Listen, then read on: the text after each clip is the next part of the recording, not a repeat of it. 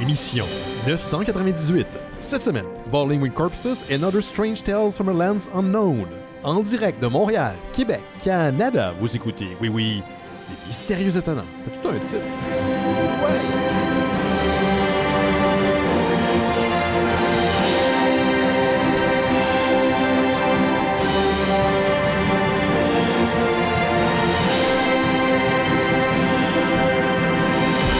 Bonjour à toutes et à tous, vous écoutez Les Mystérieux Étonnants, une émission en balado-diffusion consacrée au BD et à l'ensemble, la culture populaire. L'ensemble, Benoît Mercier au micro, et cette semaine, je suis entouré d'une équipe dont les membres ne feront pas partie de la légende. Probablement pas. Non. Peut-être la légende de Dana. Ah, peut-être, oui. C'est la légende je me souviens de cette tune-là. de Dana. Mais moi, elle n'a pas dans la tête. Non, c'est un verre d'oreille intense. T'as-tu perdu ton verre d'oreille que tu avais en fin de semaine? Oui, parce que tu viens de me le dire, puis je me souviens même pas c'est lequel. Moi non plus, mais je me sais que tu en as parlé. On cherche pas, non, on n'essaie pas de le retrouver. Ah. OK, parfait, c'est parti. Je vous les présente à l'instant. Dans les contes de fées, il prend pour le vilain le cinéaste Johan Carl Wissel est avec nous. Salut Johan. C'est souvent le personnage le plus intéressant. Oui, celui qui a plus de dimensions. Ben oui. Thanos avait raison. Thanos avait raison. Thanos avait malheureusement raison. Oui, plus ça avance, plus on se dit peut-être Thanos n'est pas allé assez loin. Je pense que Thanos pouvait aller plus loin. Ah, Thanos. Doux prince, on s'ennuie de toi. Ah oui.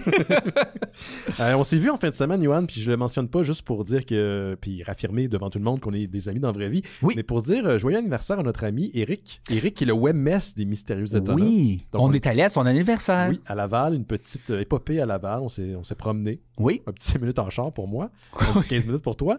Puis finalement, il y avait plein d'amis des Mystérieux Étonnants qui étaient là. Notre ami Laurent Boutin qui était présent. Oui, Phil, Jesse, des gens qui gravitent autour du show. Mais je voulais prendre le temps de souligner justement le 50e anniversaire de notre ami Eric, qui est le webmess, je le répète. Félicitations. Bravo. Un big 5-0. Oui, ouais. Il y a eu des beaux cadeaux. Très beau. Mais c'est ça c'est ça qui était le plus cool de tout. Ben non, pas le plus cool. Non, parce que c'était vraiment une belle soirée, puis on a eu beaucoup de plaisir. On a beaucoup ri, on a vraiment beaucoup ri. C'est le fun, ouais. Puis il a reçu l'énorme Optimus Prime en Lego. Ouais. Puis je veux dire, il y a 5 ans, tu sais, il y a quelques années, nos pères, quand il y avait 50 ans, ils recevaient genre une tondeuse, là. Oui, un ensemble de clés Mastercraft. Oui, non, c'est... Ouais. Ça l'a... Mais je comprends ce que tu veux dire. Tu sais, on est rendu dans une autre époque complètement. Oui, absolument. La maison de retraite du futur va être intéressante. Non, parce qu'elle va être sous-financée, parce que l'État québécois d'ici là, je sais pas à quoi ça va ressembler. Mais tout ça pour dire que c'est ça, on s'est vu là-bas, on a eu bien du fun. Bravo Eric, c'est une très belle fête. D'ailleurs, c'est comme Eric qui a payé la pizza pour tout le monde. Oui. C'est sa fête, mais c'est lui qui invitait. Mais merci à Eric, bravo. Puis oui. C'est grâce à lui que le fil RSS ne vous pète pas d'en face à chaque 2 semaines, ce qui a déjà été le cas par le passé des Mystérieux Étonnants. Puis je voulais souligner son anniversaire, mais aussi son input. Il y a des gens dans l'arrière-scène qui contribuent, que vous ne voyez pas ou que vous entendez très rarement. Puis Eric, ça fait partie de cette gang-là. Un homme merveilleux. Yes. Un chanteur incroyable. J'étais très surpris par sa voix. Il avait déjà performé durant un live des Mystérieux Étonnants, mais ça faisait longtemps qu'on l'avait entendu. Je pense que la dernière fois, c'était peut-être la 500 ou 600e, je ne me souviens pas, ça fait longtemps. Mais il y a une très belle voix de... Je ne pourrais pas dire quel genre de voix qu'il y a, mais tu sais, très grosse. Chaleureuse, exactement. Oui. C'est bien le fun. Ça te donne le goût de te mettre dans une peau d'ours devant un feu. Puis, oui. Très 80s style comme référence. Nu, oui, c'est ça. C'est le fun de faire ça, tu penses? Ah, c'est sûr, c'est le fun. C'est doux, de la peau d'ours, probablement, comme ça. Ça doit. Mais tu sais, il faut que tu aies un petit matelas en dessous, parce que c'est drette quand même sur le prélat. Ah, oui. Non, tu sais, directement sur... je pense pas que ça doit être du prélat. Quand t'as le fou... Non, t'as du marbre. Oui, c'est ça, du marbre. C'est frais puis c'est dur. C'est frais puis c'est dur. On a eu une piste de danse en marbre quand j'étais jeune dans la maison familiale. Ah oui? Oui, c'était en plein milieu du sous-sol, puis il y avait aussi un bar en marbre avec de... Je ne savais pas que tes parents étaient fans de disco à ce point. Non, je pense qu'ils ont juste acheté une maison qu'ils n'ont jamais rénovée. C'était surtout ça. Avec le tapis rouge vin qui partait autour de la dite piste de danse et qui montait le long du bar, qui était lui aussi le comptoir fait en marbre. Wow! Ouais, je viens de partager un souvenir d'enfance, c'était ancré là. Même jeune, je trouvais ça weird. J'avais genre 6-8 ans, j'étais comme... Non, mais bizarre cette affaire-là.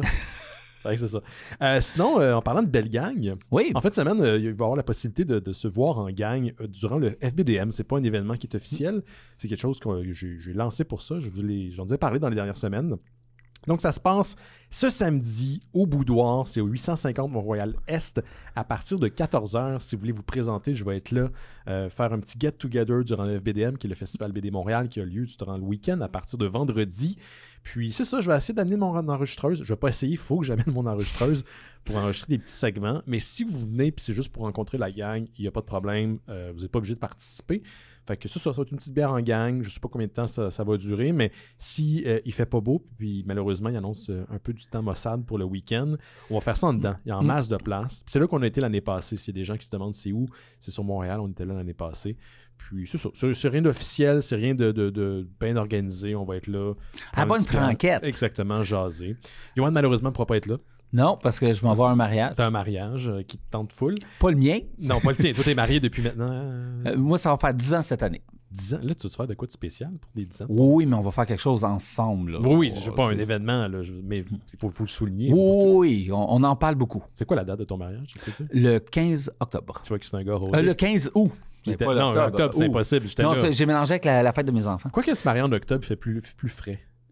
Oui, c'est vrai. Mais non, on était en août, sur le bord du lac, tout le monde se baignait. Je me souviens, mais oui, c'était une belle après la cérémonie, tout le monde était en costume de bain. C'était bien le fun. Oui, c'était un super beau mariage. Je pense que c'est le meilleur mariage auquel j'ai jamais été. Puis j'ai je me fait dire encore par du monde qui était là que c'était le meilleur mariage qu'ils ont jamais été. Mais il y avait combien de personnes? Il y avait au moins une centaine de personnes. Ah oui, c'est quand même beaucoup. Il y avait beaucoup de monde. Oui, c'est surprenamment. Ça m'a surpris. Tu sais, t'envoies les invitations, mais tu restes surpris de la quantité de monde. D'autres free food. C'est sûr que le monde va c'est ça. Puis, mais c'était quand même assez loin, tu sais, c'est à Saint-Donat. C'est 1h30 de Montréal, je pense. Oui. C'est ça. Je dirais 1h15 pour dans le village, puis peut-être un petit 25 minutes de plus. C'est notre ami Simon Chénier qui faisait le show musique. C'était vraiment nice. Et qui était habillé en prêtre. Oui, t'as bien en prêtre qui était le... Comment t'appelles ça, le gars qui Le célébrant. Le célébrant qui a officialisé l'union de Marie et toi, ta femme. Et qui était très drôle. Son texte était brillant. C'est vrai, on a parlé en cette semaine de ça. Il était vraiment dedans. Oui, il était vraiment, vraiment drôle. C'était très cool. Le grand-père à Marie trouvait ça très drôle. La grand-mère, un petit peu moins. Elle trouvait que c'était peut-être blasphématoire. Oui, c'est ça. Je pense qu'elle était un petit peu plus religieuse. Ouais, en tout cas. Dans tous les cas, vous êtes... Mais il y aurait mieux qu'un prêtre en jeans de short. Oui, c'est vrai. Puis il y avait des... c'était quoi? Une chemise avec des patchs. Oui, c'est ça. Pas de manches. C'était vraiment beau. C'était vraiment un bel événement. Je me souviens que j'avais été touché un petit peu, puis on a un ami commun. Je m'étais retourné à côté de lui, puis je lui avais dit... Ah man, moi, je suis mort à l'intérieur. Fait que ça te dit un peu c'est qui. Je le nommerai pas, mais ça m'a marqué ça aussi. En tout cas, en espérant que vous soyez là ce samedi au Boudoir 850 Mont-Royal-Est, à côté de Saint-Denis. Puis on vous invite d'ailleurs au Festival BD Montréal ce week-end. C'est à partir de vendredi. C'est un beau festival. Dimanche, un super de beau festival. Ça fait quoi? Vraiment longtemps que c'est plus qu'une dizaine d'années. C'est qu'on est dans 15 années. Ça fait longtemps que ça existe. Donc, entre les rues Guilford et Roy, directement sur Saint-Denis, c'est vraiment très, très cool. C'est Phil qui me faisait remarquer en fin de semaine que Phil, oui. FBDM, ça sonne quand même sexuel un petit peu, comme si c'était comme... Oh, c'est un peu tordu, ça. Oui. Non, mais c'est Phil qui me disait ça. Ouais. Puis j'étais comme... Peut-être que j'avais un verre dans le nez aussi. C'est peut-être pour ça. Ouais. T'avais un verre dans le nez, ah oui? Non, pas vraiment. Non, j'ai fait attention. Ben, tu conduisais. Ouais, c'est ça. Moi, je conduis pas. Fait que... Non, toi, t'as pu te lâcher là. Je sais, toi et Phil, vous étiez un petit peu plus... On était-tu désagréable? Pas du tout. OK, parce que ça, c'est une de mes craintes, c'est quand je bois d'être désagréable. Ah oui, moi aussi. Ouais. Le lendemain matin, combien de fois le lendemain matin qu'on était allé à un party ensemble, Benoît? C'est vrai, on faisait ça. On s'appelle pour dire, est-ce que j'étais correct? Puis là, tu me disais, oui, t'étais correct, il n'y a rien que t'as dit qui était choquant. Puis là, tu me demandes, mais moi, j'étais-tu correct? Puis oui, t'étais correct. T'étais drôle. Oui, c'est vrai, on faisait ça. Ouais. Là, on fait juste pas de party. Fait que... Non, c'est ça, on le fait plus. On est rendu plus vieux, c'est ça. Qu'est-ce que tu veux? Yoann, avant de commencer aussi le show en proprement parlé, quoi qu'il ait commencé depuis au moins une dizaine de minutes, on va écouter les messages vocaux qui ont été laissés par des auditrices, des auditeurs des Mystérieux Étonnants. Là, je vais commencer avec un vote maintenant à votre segment favori, le segment de notre auditeur Togi, qui nous explique le lore de Warhammer 40K, ou qui essaye plutôt de nous expliquer... Ça a l'air compliqué comme univers. Hein? Ça a l'air compliqué, puis je suis pas sûr que je comprends tout le temps ce que Togi dit. mais c'est pas faute d'essayer. Sur le Discord, dernièrement, il a parlé là, du cocon spatial puis tout ça. Là. Je sais jamais quand est-ce qu'il niaise ou c'est comme Non, vrai. apparemment, ça, c'est vraiment vrai. Il a expliqué un petit peu. Là, puis il faut qu'il absorbe des psioniques, tout ça. Tout un univers. Parfait. Bref, je veux pas piler. Peut-être qu'il va parler de ça. Je veux pas piler. J'ai aucune idée de quoi il va parler parce que j'ai pas eu le temps de l'écouter cette semaine. Habituellement, j'essaie de les écouter. Fait que là, il va à fret. Ouh! Fait que Tuggy, si tu dis quoi déplacer, c'est pas de ma faute. Okay? On écoute ça. Salut les mystérieux. Salut ceux qui peignent. Bienvenue au Drop Lore Pod de Tuggy. Cette semaine, on est férié, donc on va prendre ça chill. On va faire plaisir à Benoît. Oui. On va lui expliquer pourquoi c'est 40K. Ah oui? Benoît, c'est 40K parce que c'est 40 000 dans le futur. Mais je suis au courant de ça. Malheureusement, l'humanité n'est pas éteinte. Elle est partout. Répandu comme des coquerelles, et puis en 40 000, c'est devenu assez zinzin que toute l'humanité vit un futur dégueu où il n'y a que guerre et malheur. Comme aujourd'hui, finalement. Il n'y a même pas de mystérieux dans le Vox. Oh non! Puis c'est ça. C'est quoi le Vox? La semaine prochaine, je vais prendre l'énorme défi de parler du fourbe individu adulé de tous, qui en a tant sur les épaules, mais qui fait comme un rien, là, tu sais. C'est un très bon boss. Il délègue beaucoup. L'empereur de l'humanité. OK. Je pense que c'est lui le cocombre. OK. C'est vrai que j'ai bien hâte que Quand tu dis cocombre, c'est une personne ou c'est un... Moi, je non, mais il est devenu comme un genre de... Non, pas comme cocombre nono, comme cocombre comme le légume. Le légume, OK. Ouais. Okay. Mais il n'est pas un cocombre, mais c'est juste, il est devenu une genre de masse... Oui, comme de chair weird. Okay. Ouais. Parfait.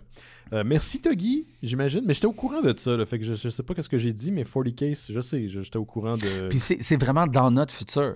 Ouais.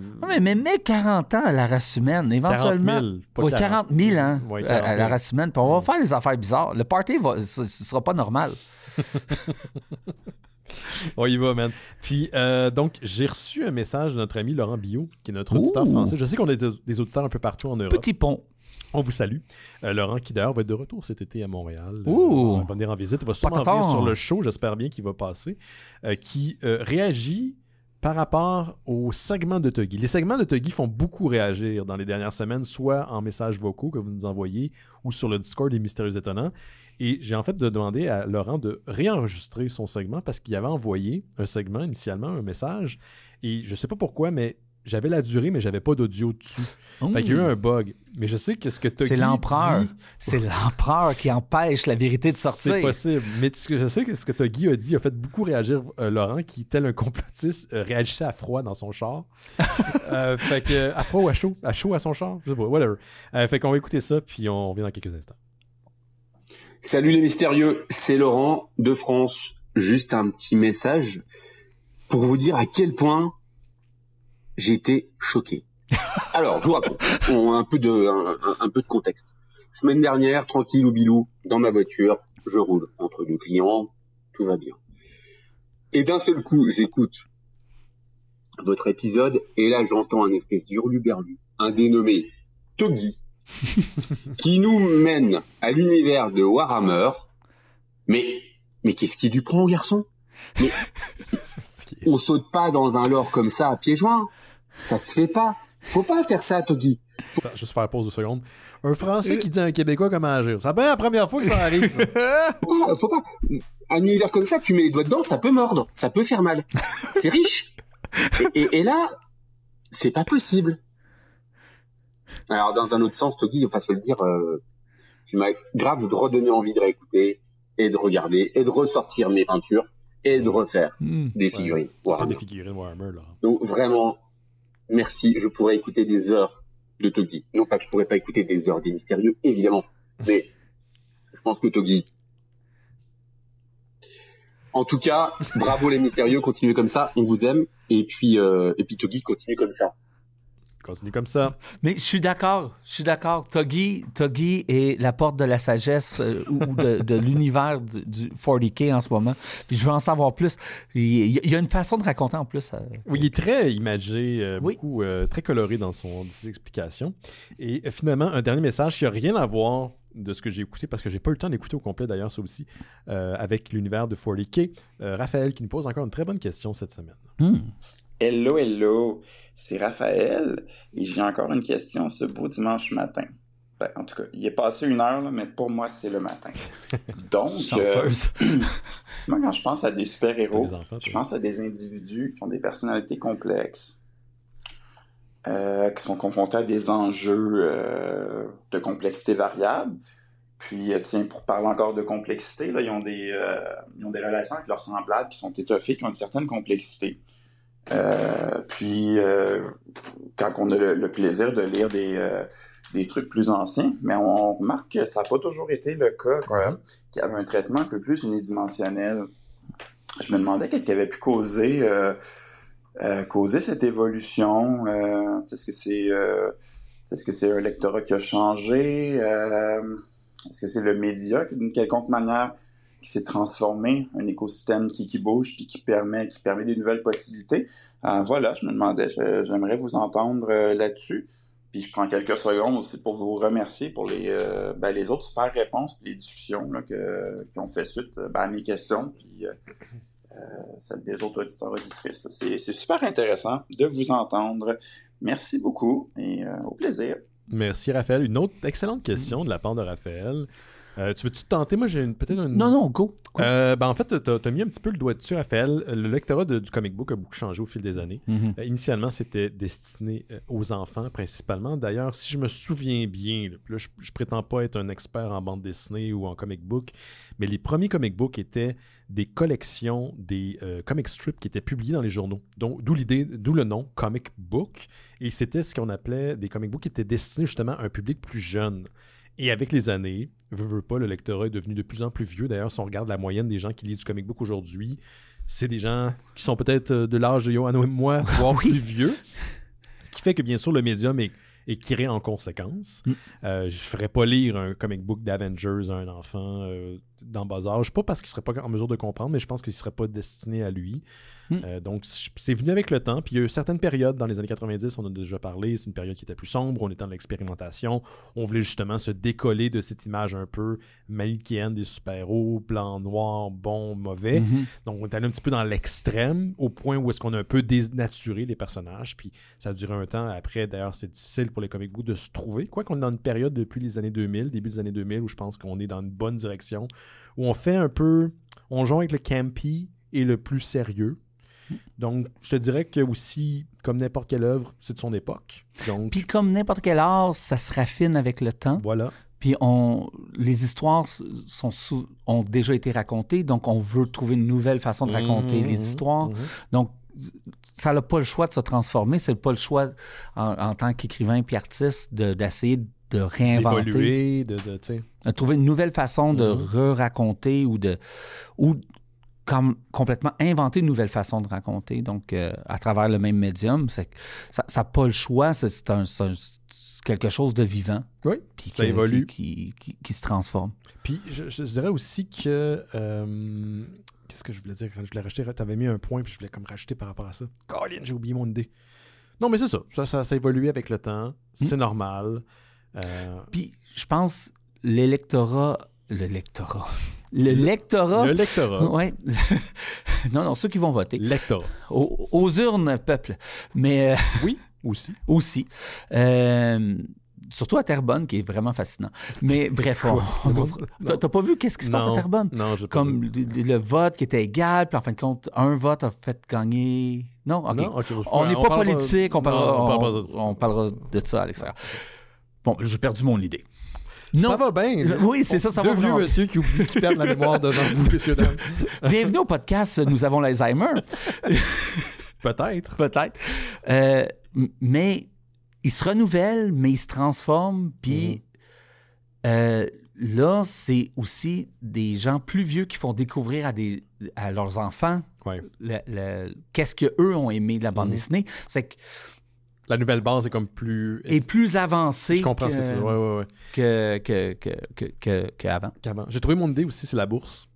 Fut un temps, oui, les comic books étaient moins chers, c'est sûr, parce que c'était genre 10 sous, puis whatever, mais c'était un peu le principe du single issue, donc l'espèce de floppy, le plan fait qu'on trouve en comic book shop, c'est que tu pouvais essayer des titres. Aujourd'hui, c'est pas vraiment... C'est pas genre à la bourse des jeunes. C'est rendu cher un single issue. Là. C'est pas donné. Là. Puis, tu t'amènes un très bon point. C'est plus risqué d'essayer un numéro exactement. maintenant. Voilà. C'est vrai qu'on a perdu ça. Peut-être que tous les numéros 1 devraient être vraiment pas chers. Ça arrive des fois. Ouais, non, mais ça devrait être universel. Tu mets tous les numéros 1 à $1, puis tu l'essayes, puis tu aimes le numéro 1, tu vas acheter la suite. Ouais. Mais bon, on n'est plus là. C'est parce que tu parles de bourse, mais il n'y a pas juste la bourse des enfants, mais il y a la bourse... la bourse qui nous mène tous. Qui nous mène tous, puis Marvel est coté en bourse. Oui, je sais. D'ailleurs, qu'est-ce qui se passe avec Discord? Ils ont-ils été achetés finalement? Non, pas encore. Parce que moi, c'est ce qui me fait peur. Quand ça va coter en bourse, là, check bien les fonctionnalités c'est changer. Parce qu'après, tu es obligé de faire plus de revenus que l'année d'avant. Ouais. Parce que moi, je comprends pas cette logique-là. Là. Non. C'est impossible. Je pense que l'ultime exemple, c'est que Future Shop, ça l'a fermé parce que pendant 5 ans d'affilée, il faisait le même profit. Oh non! Le même profit. Non. Il perdait pas d'argent. Il faisait le même profit. Quelle logique de psychopathe, hein, pareil. Mais tu sais, t'as pas de croissance, il faut que tu fermes. Voilà. J'espère que ça répond à ta question, Raphaël. Oui, j'espère qu'on n'a pas trop dérapé. On est devenu un petit peu anarchique à la fin. Mais si vous laissez un message comme Tuggy, Laurent et Raphaël, le lien dans le descriptif de l'épisode, ça s'appelle SpeakPipe. C'est une plateforme super facile à utiliser. Vous pouvez même écouter votre message avant de le renvoyer. Donc, commentaire, suggestion, whatever. Si c'est de bon goût, on va le passer dans le cadre de l'émission. Oui. On va continuer avec toi, Yoann, pour les Je pense que ceux de Tuggy, on ne devrait pas les écouter. Moi, je fais confiance à Tuggy qui ne dira pas quelque chose qui va trop... Ah oui, j'y fais confiance. Tu veux qu'on se garde la surprise à chaque fois? Oui, la surprise, la découverte. Toi, à date, j'ai été bien. Là, cette semaine, j'avais pas eu le temps de les écouter. Je les ai découverts tantôt que j'en avais plein dans ma boîte courriel. Puis j'ai décidé d'y aller comme ça.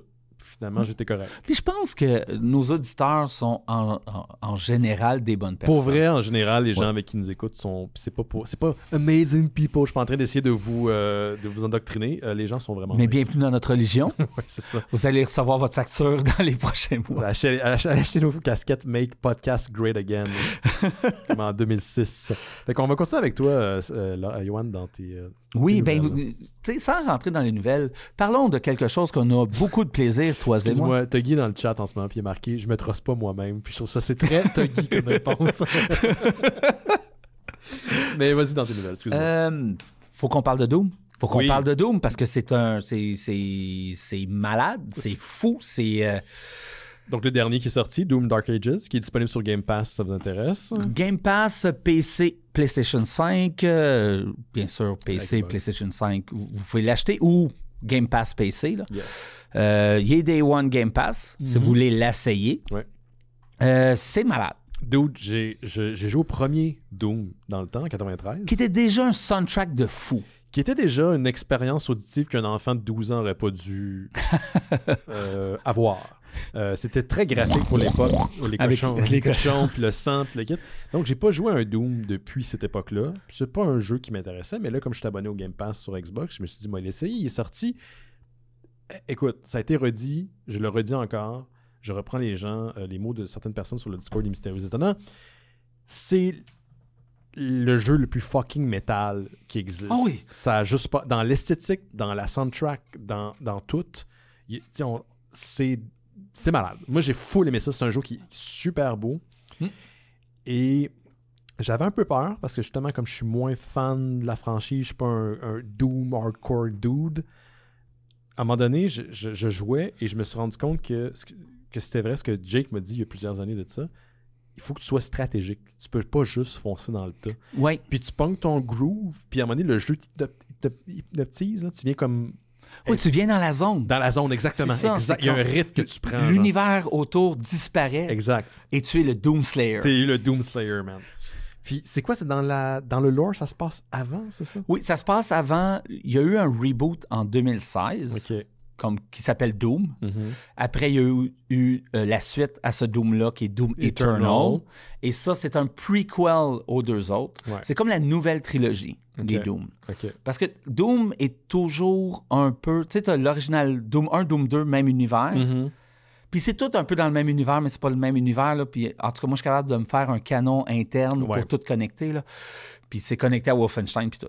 Mais... Oui, c'est ça, tu me disais que c'était dans le même univers que Wolfenstein. Oui, le Doomslayer, c'est le petit-petit-ffils de Blackovich, le personnage principal dans Wolfenstein. Okay. Tout est connecté. Sure. Mais c'est toute la même compagnie, id Software, qui sont des magiciens. Je veux dire, cette engine-là, à la vitesse qu'elle roule, à la quantité de monstres qu'il y a... C'est smooth, hein? C'est tout le temps à côté dans 60 frames secondes. Il n'y a jamais de drop de frame. J'ai rencontré aucun drop. Incroyable. Ouais. Incroyable. Le engine, il suit le rythme du jeu, puis le rythme est effréné. Oui. T'as pas un temps pour respirer. T'en as quelques-uns pour certains puzzles, mais même là, c'est très limité. Oui, puis entre les zones de combat, tu te promènes dans l'univers, tout ça, c'est plus smooth. Ouais. Puis là, t'as coup, boum, tu tombes dans une zone de combat, puis là, c'est comme, je vais te garrocher du démon au mètre carré. Ouais. Essaye de respirer à travers tout ça. Oui. Puis, je sais pas si tu as remarqué, puis c'était fascinant pour moi parce que ça fait longtemps que j'ai joué à la franchise, à quel point le niveau, la façon que les niveaux sont designés, il y a très rarement un moment où tu te demandes où tu dois aller. Oui. Ça a l'air niaiseux là, comme commentaire, là, mais le jeu se veut effréné, donc c'est une succession de scènes, mais c'est designé d'une manière que tu sais instinctivement où aller. Oui. Puis à un moment donné, j'étais, OK, ça fait genre 45 minutes, 1 heure que je joue. Je me suis pas posé une question une fois, c'est où, puis les cartes sont immenses. Là, hein. La Doom. À la Doom, les mécaniques sont faites pour pas que tu te fasses chier ou te fasses suer à te demander où tu dois aller. Oui. C'est vraiment du beau game design. Puis visuellement, je pense que je l'ai dit, là, l'esthétique.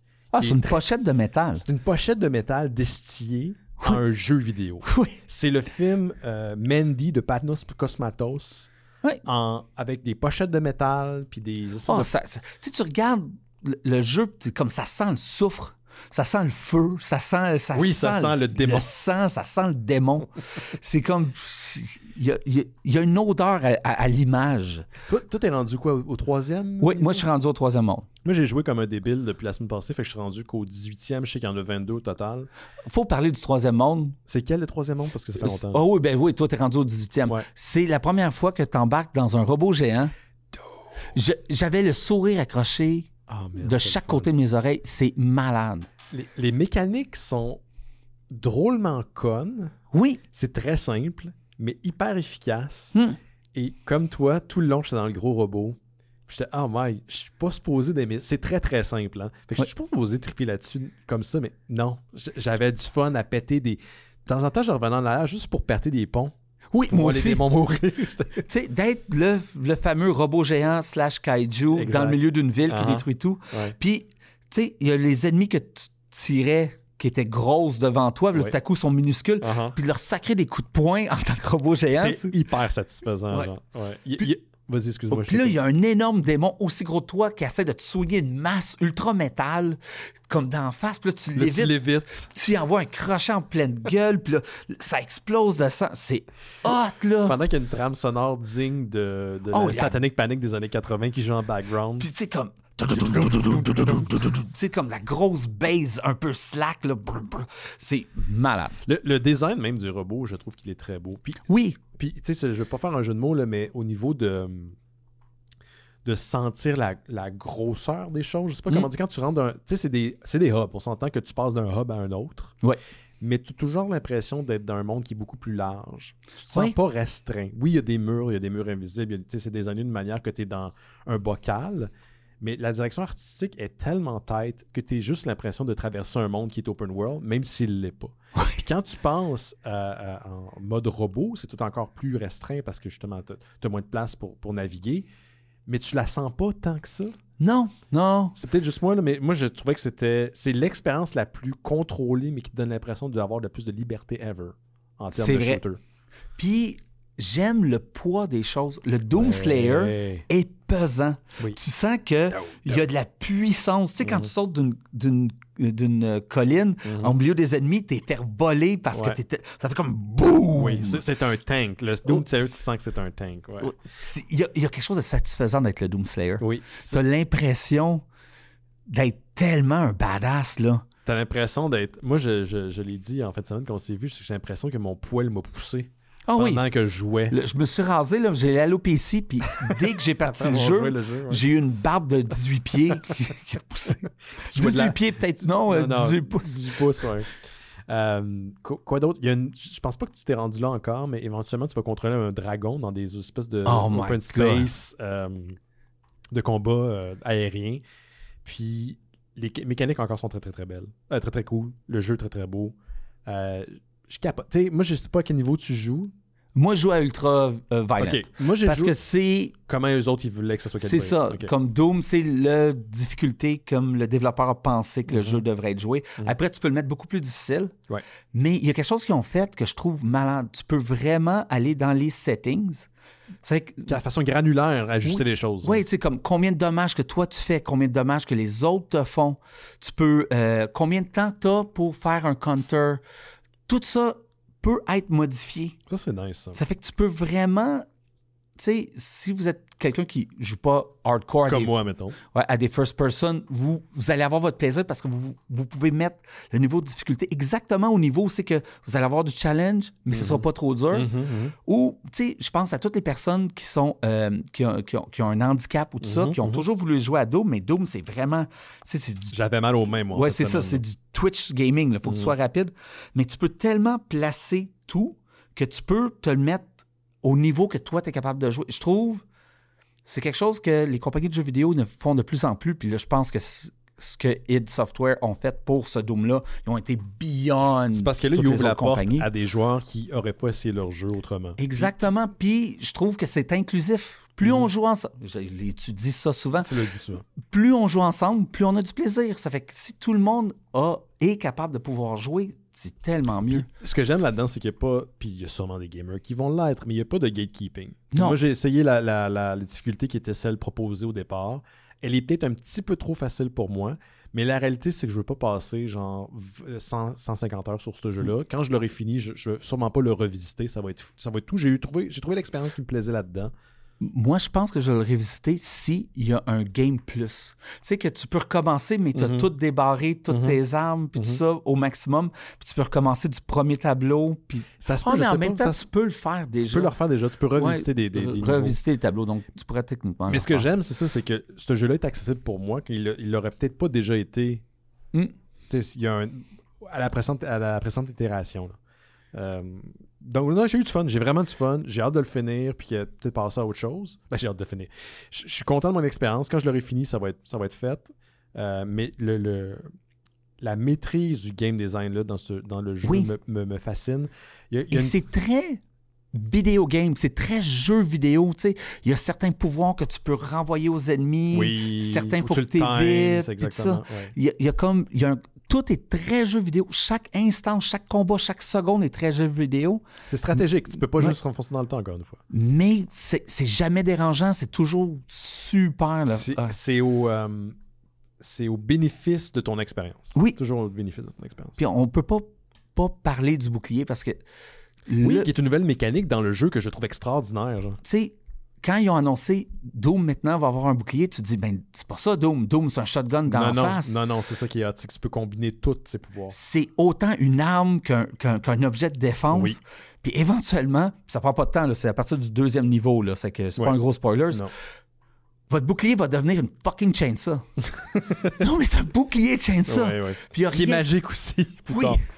Mais il n'y a rien de plus satisfaisant de pitcher ton bouclier de chainsaw, puis il va se planter dans un gros démon, puis là, il est en train de le déchiqueter pendant que tu tires du shotgun 2 autres démons. C'est malade. Ou tu peux shooter le démon qui est en train de se faire déchiqueter, donc tu accumules le point de dommage sur la créature pendant que il y a de quoi de très satisfaisant dans le fait de lancer, comme tu disais, un bouclier, puis de le recevoir. Ça fait très Captain America, sauf qu'il y a une chainsaw dessus. J'ai bien aimé. J'ai beaucoup aimé aussi la mécanique des armures. Il y a certains ennemis qui ont des armures, puis il faut que tu les chauffes presque à blanc pour après les enlever justement un coup de bouclier pour pouvoir atteindre la carapace des démons, puis là leur donner du vrai dommage. Puis c'est très instinctif, là. Vous allez trouver votre compte assez rapidement. Tu sais, la preuve, moi je dis toujours que je suis le joueur le plus dum-dum, là. Puis on ne guide pas par la main, mais tout est bien pensé pour que tu n'aies pas à te poser trop de questions. C'est vraiment une expérience de jeu vraiment incroyable. Oui, c'est qu'on dirait que il y a beaucoup de profondeur à ce que tu peux faire, mais c'est jamais compliqué. Non. C'est que ça devient intuitif. Oui. Donc oui, tu as toutes ces techniques-là, mais ça sort un peu par soi-même Puis parce que c'est logique. Un petit peu en même. Je te dirais que la deuxième fois que j'ai joué le lendemain de ma grosse session de jeu, on parlait de rythme, j'étais pas capable de me remettre dans le rythme. C'était de moi, là, c'était pas le jeu. Puis quand je l'ai retrouvé, là, j'ai eu du fun. Mais sur le coup, je me suis rendu compte que je naviguais beaucoup. Mon autre session de jeu était beaucoup sur l'élan de mon rythme initial. Puis comme là, je l'avais perdu, il fallait que je le retrouve. Fallait que je me retrouve dans le groove, tu sais. Fallait que je me réchauffe un peu. C'est incroyable, ça s'appelle Doom The Dark Ages, ça vous tente. Il est sur Game Pass, fait que si vous êtes abonné Xbox ou PC, c'est accessible. Un super de bon jeu.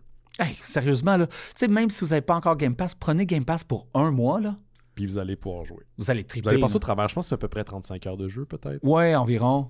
Si vous êtes complétiste, un peu plus. Oui, c'est ça. Si vous voulez faire tous les tableaux à 100%, là, il y a quand même beaucoup de secrets. Puis c'est une autre chose que j'aime. Tu n'as pas besoin de les faire. Non. Si tu trouves toutes, ton bonhomme est plus fort. Si tu ne les trouves pas toutes, t'es correct.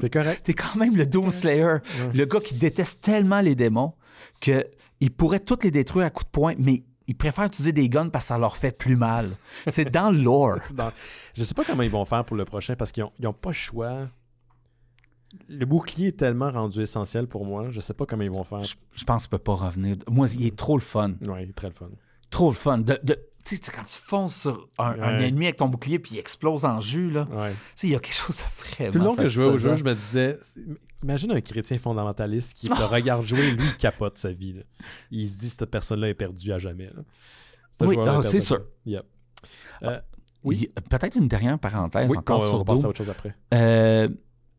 Sur Game Pass, parce que, Microsoft a acheté Bethesda. Bethesda possède id Software, donc c'est sous l'umbrella de Microsoft. Ils ont refait Doom. Ils ont remasteré le soundtrack. Tu parles du premier? Du premier Doom. Okay. Donc, il est sur Game Pass. Tu as l'épisode 1, 2, toutes les expansions qui ont sorti après, puis ils ont sorti une nouvelle épisode. Donc, si vous filez un peu old school, vous voulez revoir les origines de Doom, il y a une toute nouvelle épisode qu'ils viennent de faire, plus tous les tableaux, tous les jeux qu'ils ont fait avec l'engine original. C'est vraiment cool. Et le nouveau soundtrack qu'ils ont remasteré. Très métal. C'est superbe. Génial. J'ai une autre nouvelle qui concerne les jeux vidéo, Johan, quoique ça devient plus large comme nouvelle. Ça a une implication qui est beaucoup plus large. L'acteur James Earl Jones, qui jouait entre autres Darth Vader, il donnait la voix à Darth Vader pendant plusieurs années, est décédé l'année passée. Le 9 septembre dernier, ça va faire presque un an. Puis il a eu une prolifique carrière. Oui, il a fait Darth Vader, mais il a incarné de nombreux rôles. Mufasa. Mufasa, il a fait la voix également, mais il a joué dans des rôles de live action. Donc, depuis le 16 mai dernier, les gens qui jouent à Fortnite, un jeu un petit peu populaire, ça peut-être déjà entendu parler, vont pouvoir comme un jeu niche. C'est très indie. Peuvent recruter, depuis le 16 mai dernier, recruter et discuter avec Darth Vader et, dans le jeu, et la voix utilise celle de James Earl Jones, qui a été synthétisée par IA. OK. Donc, ce que je dis essentiellement, c'est que la voix que vous entendez dans Fortnite, quand vous recrutez ou vous interagissez avec Darth Vader, est une voix qui est basée sur un dataset qui a été prononcé par James Earl Jones. Donc, c'est pas parce qu'il est décédé, il ne peut plus faire la parole. Là, ils ont utilisé un dataset, puis ils font dire des choses. Et c'est fait en partenariat, Epic qui travaille sur le jeu, sur Fortnite, ça a été fait en partenariat avec la famille de James Earl Jones. C'est la bonne façon de faire. La bonne façon de faire. Puis, tout ça est basé sur l'IA de Gemini 2.0, Flash Model, qui est de Google. Ça, c'est la version qui réfléchit, si tu veux, le chatbot. Et le son comme tel est fait par Eleven's Labs Flash 2.5 Models. Donc, si vous voulez interagir avec Darth Vader dans le jeu, vous devez donner votre consentement si vous êtes en bas de 13 ans. D'ailleurs, dans certains pays, c'est un peu plus haut. Mais sachez... Donc, on peut carrément converser avec... Exactement, c'est ça le point. C'est pas des phrases préenregistrées. Non, exactement, c'est ça que j'essaie de t'expliquer. Je ne sais pas si je suis bien clair. Oui. Donc, dans certains pays, comme je disais, c'est un petit peu plus élevé, le consentement pour pouvoir interagir avec. Et vous pouvez aussi, dépendamment des réponses qu'il va vous donner, potentiellement les identifier comme étant problématiques si vous voulez les envoyer à Epic. Donc, il peut y avoir un ajustement qui est fait.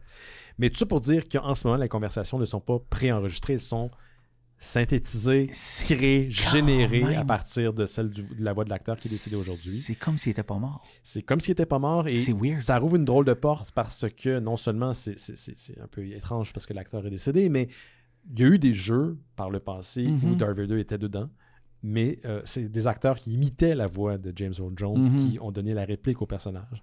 On parle d'un personnage qui est complètement généré par ordinateur et qui est basé sur quelqu'un, et la famille a donné l'autorisation. Donc, la famille est payée. Exact. Donc, c'est comme s'il travaillait encore lui, à travers la tombe. Lui, il ne travaille plus. Il y a des gens qui vont, et avec juste raison, recevoir, j'imagine, des bidous. Mais voilà la porte là, que ça rouvre. Parce que si demain, on sort un autre Jedi Survivor ou qu'importe, puis Darth Vader y est dedans, il y aurait la possibilité que finalement, on donne pas la voix, on donne pas la réplique à un acteur, on donne la réplique à une IA qui est basée sur... Il y a quelque chose de compliqué là-dedans parce que sur le coup, tu te dis, OK, ouais, mais ça, c'est un acteur qui n'a pas de job. Ouais. Mais en même temps, pour répliquer... Il est décédé aussi. Hein, fait que... ouais, c'est ça. C'est comme pour répliquer... Non, mais comme un acteur qui aurait pu imiter sa voix. Qui aurait pu imiter. Là.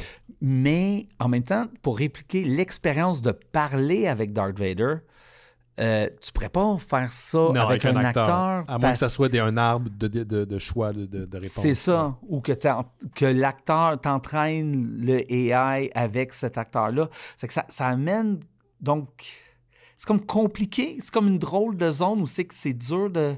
Dans cet exemple-là, de la façon que je le comprends, il n'y avait comme pas le choix. Oui, parce que la direction... C'est ça, parce que c'est la direction dans laquelle il voulait aller. Oui, c'est la seule façon que tu peux le faire, même. En même temps, il aurait pu avoir des sessions avec un acteur quelconque qui imite la voix de Darth Vader, puis on l'entraîne là-dessus. Mais tu vois le précédent que ça crée?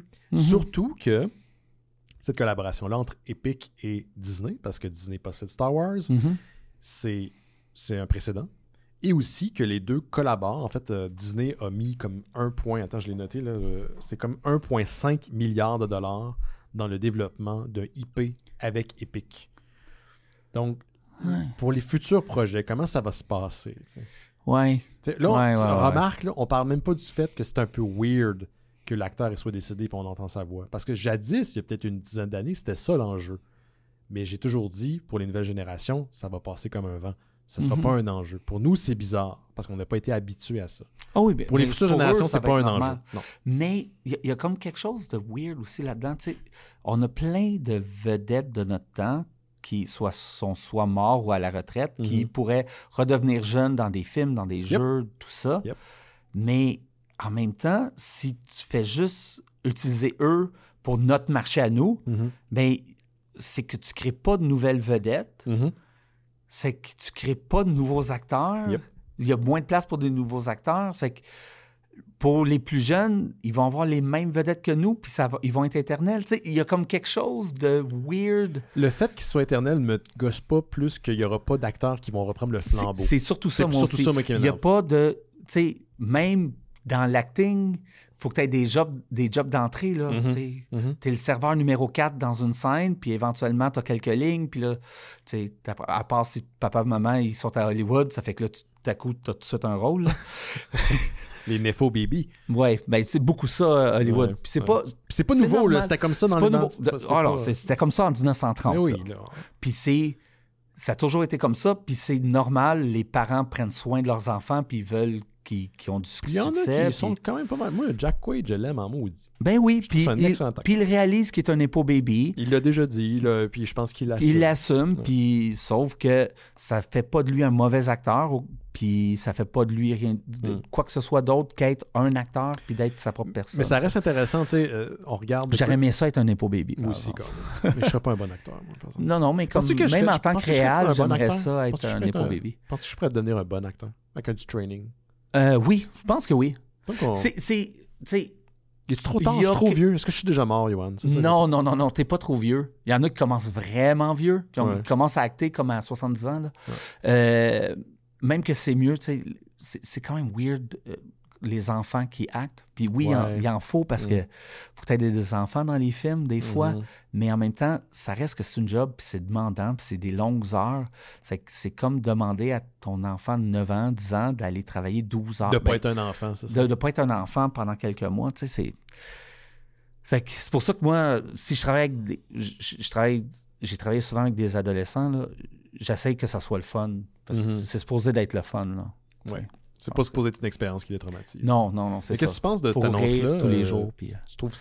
Je peux pas dire que c'est pas éthique parce qu'ils travaillent avec la famille. Tu sais, c'est ça, ils travaillent avec la famille. C'est étrange. J'ai de la misère à me faire une idée complète. Tu sais, je trouve ça triste pour l'acteur qui aurait pu imiter sa voix, mais de prendre l'acteur... Tu sais, tu as déjà tout le matériel... Et puis il y en a du matériel. Je sais pas quel... De M. Jones. Ouais, c'est ça. Puis... Tu sais, tu as tout son matériel que tu peux déjà entraîner le AI, parce que ça prend quand même du temps à faire. Ou tu prends un acteur, puis tu le fais travailler pendant des heures et des heures et des heures pour entraîner ça. Puis est-ce que tu vas avoir le même type de résultat? Je sais. Ben oui, probablement. Puis en même temps, je veux dire, c'est la job de quelqu'un. C'est surtout ça. Ouais. Sauf qu'on est tellement orienté résultat que, ouais. C'est ça qui prend préséance. Ouais. Puis on devrait pas choisir entre humanité puis... C'est une bonne question. C'est vraiment une bonne question, mais je pense qu'on va le voir de plus en plus, là, puis ça va accélérer beaucoup ce genre de choses-là. Absolument. On l'a déjà vu. Je veux dire, ça se peut que Patrick Stewart, par exemple, quand il va décéder, il est rendu âgé, il soit avec nous encore pendant plusieurs années. Ça se peut très bien. Ça se peut très bien. Puis, quelque part, tant mieux pour la famille parce que ça leur continue d'avoir un revenu. Sure. Mais... Remarque, c'est pas souvent des familles qui sont maintenant dans le besoin parce que c'est des gens qui ont fait quand même des gros salaires. Mais... Puis en même temps, je verrais très bien une entreprise qui dit « OK, là, je sais pas, par exemple, Peter Cushing. Ils l'ont utilisé dans Rogue One, puis je viens de faire les renders, fait que je pense à ça. Mais Peter Cushing, là, les descendants, ou l'estate, parce que l'estate n'est pas forcément des descendants de... Les héritiers sont pas forcément des descendants. Genre, regarde, on pourrait te payer à chaque projet, mais voici, garde ce montant-là. Puis maintenant, on t'a pour toujours. Oui, exactement. Ouais. Ça peut être ça aussi. Ah oui, c'est sûr. On est dans le Wild West du numérique en ce moment. Là. Les prochaines années vont être très intéressantes. On va avoir du fun. Ouais. Qu'est-ce que tu as de ton côté?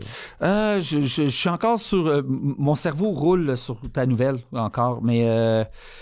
Je suis un peu flabbergasté. Je pense que sur une autre nouvelle, si tu veux? Non, je vais y aller. Mais je pense que je vais y réfléchir pendant une semaine pour me faire une idée complète. Je vais dormir là-dessus beaucoup. On s'en parlera. Ouais. Moi, je pense que ce sera pas la première la dernière fois qu'on va en parler. Non.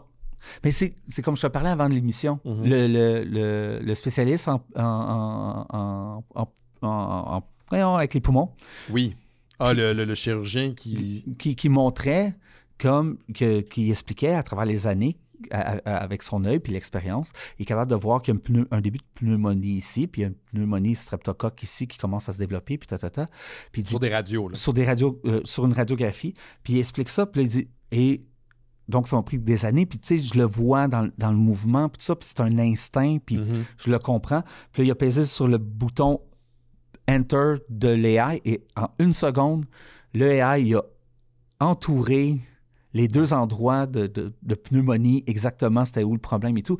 Et, tu sais, d'une chose, c'est bien si ça peut aider à désengorger les hôpitaux et tout ça, mais en même temps, il faut que tu aies des pneumologues qui connaissent ce travail-là. Puis si tu enlèves les jobs d'entrée, comme même en médecine, qui est déjà très dur à se rendre, mais... Il n'y aura pas de renouveau de médecins. En tout cas, puis je veux répéter ce que j'ai dit. Parce on dirait que ça avance vite, puis que notre société, le changement va être trop drastique, trop vite pour que notre société puisse bouger avec. Puis je vais répéter ce que je t'ai dit aussi quand on a eu cette conversation-là. C'est aussi l'enjeu que les gens prennent pour du cash que ce que l'IA dit. Oui. L'IA est basée sur des paramètres, des datasets. Je ne suis pas un scientifique, là, mais il peut faire des erreurs. Oui. S'il apprend mal. L'humain aussi, par exemple. Oui, sauf que l'humain, tu peux le challenger. Oui. Et j'ai l'impression que parce que c'est une technologie, c'est sophistiqué, les gens font comme « Ah, c'est ça la vérité ».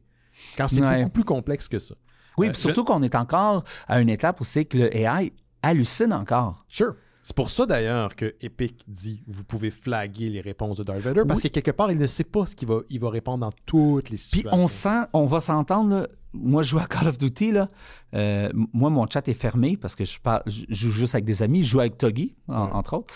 Je joue juste avec des amis. Mais le chat, exemple, dans Call of Duty ou Fortnite, c'est ultra toxique, là. Ah oui, c'est dégueulasse. C'est pas du monde qui sont là. C'est comme, hey, les amis, on joue à un jeu et c'est plaisant, là.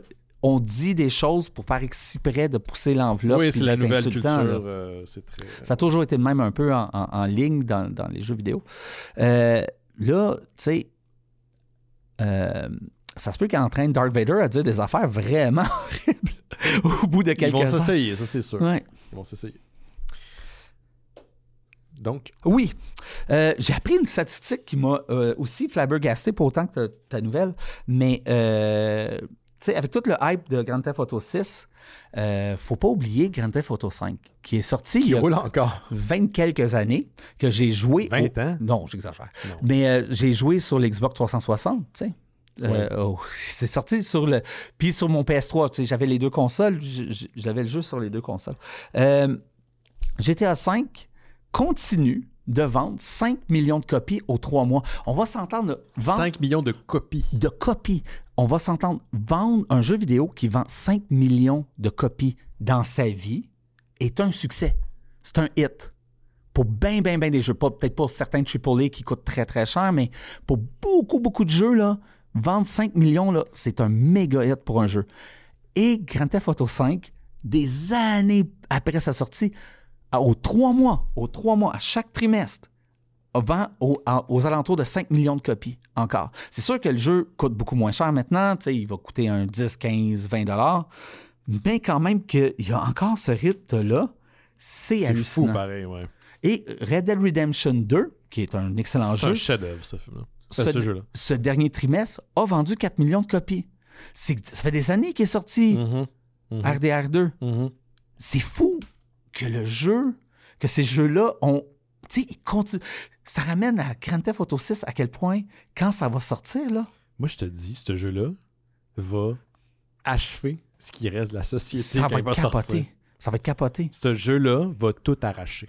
Ils vont faire des sketchs à SNL, il va être des nouvelles, oui. Il va être partout. Moi, je pense que le PIB de tous les pays va diminuer. Il y a des chances. Pendant un mois. Oui. Parce que trop de monde va prendre de vacances pour juste jouer. Appeler malade, tout ça, pour jouer à Grand Theft Auto 6. Les addictions aussi. Oui. Il y a des gens qui sont addicts aux jeux vidéo. Ça va être quelque chose. Ça n'a pas de sens que ça va encore 5 millions. Ça imprime l'argent. Je fais partie de ce nombre-là. On l'a acheté récemment. On vient jouer. de l'acheter. Ben, je sais. On fait partie du problème. Ben, c'est pas un problème. Là. Mais ça m'a fasciné. Puis ça me dit que Grand Theft Auto 6... Je pense pas que son succès va pouvoir être inégalé. Tu penses que éventuellement le jeu a être égalé? Égalé, oui. Excuse-moi, oui. Oui. Non, je pense pas. Peut-être. C'est peut-être le 7. Peut-être. Dans 30 ans. Peut-être un jour, mais... Oui, dans 30 ans. Je pense pas qu'on va le voir, le 7. Je pense que... Ben, peut-être pas. À moins que, tu sais, avec le AI, le développement de jeux vidéo accélère à cause de ça. Ouais. C'est possible. On sait pas qu'est-ce qui va arriver avec le AI, là. Tu sais, éventuellement, est-ce que ça va être possible de... Puis c'est un peu ça... Qu'est-ce qu'il aimerait faire, là? Le président d'NVIDIA en parlait, là, que tu n'aies plus de carte vidéo dans ton ordinateur, que ce que tu vois est généré en temps réel par une intelligence artificielle. Donc, tu joues comme quelque chose qui est généré. Puis, tu peux trouver des vidéos tests de ça. Ils en ont fait avec basé sur Grand Theft Auto 5, où c'est qu'ils ont entraîné une AI pour essayer de générer. Ça prend pas de temps que ça devient chaotique, puis l'AI ne comprend plus qu'est-ce qu'elle génère. Oui, il perd le fil, on dirait. Là. Puis ça marche pas très bien, puis ça fait... c'est pas smooth. Oui, mais c'est les premières générations. Là, exactement. Dans 10 ans, 15 ans, peut-être qu'on va avoir du temps réel. Là. Fait que... Fun times. Fun times. Fun times. Je vais être dans quelque chose d'un petit peu plus soft. Oui. Une nouvelle très courte, mais je n'avais comme pas le choix de le souligner parce que je suis un grand fan de Buffy the Vampire Slayer, Johan. Et on en avait parlé à l'émission. Puis si vous suivez les Mystères Étonnants... J'ai ressorti mes BD à cause de cette nouvelle-là. Les BD de Buffy? Oui. J'ai les 9... Non, les 11 trades. Oh, nice. 9 ou 11 trades. Oui, parce que Buffy a continué en comic book. Donc, des saisons officielles. Il y a eu 7 saisons officielles à la télé. Puis après, chaque série du côté de Dark Horse, c'était une saison supplémentaire. Ouais. Donc, il y en a eu 12 au total. La 12e, je pense, c'est juste un trade ou 2.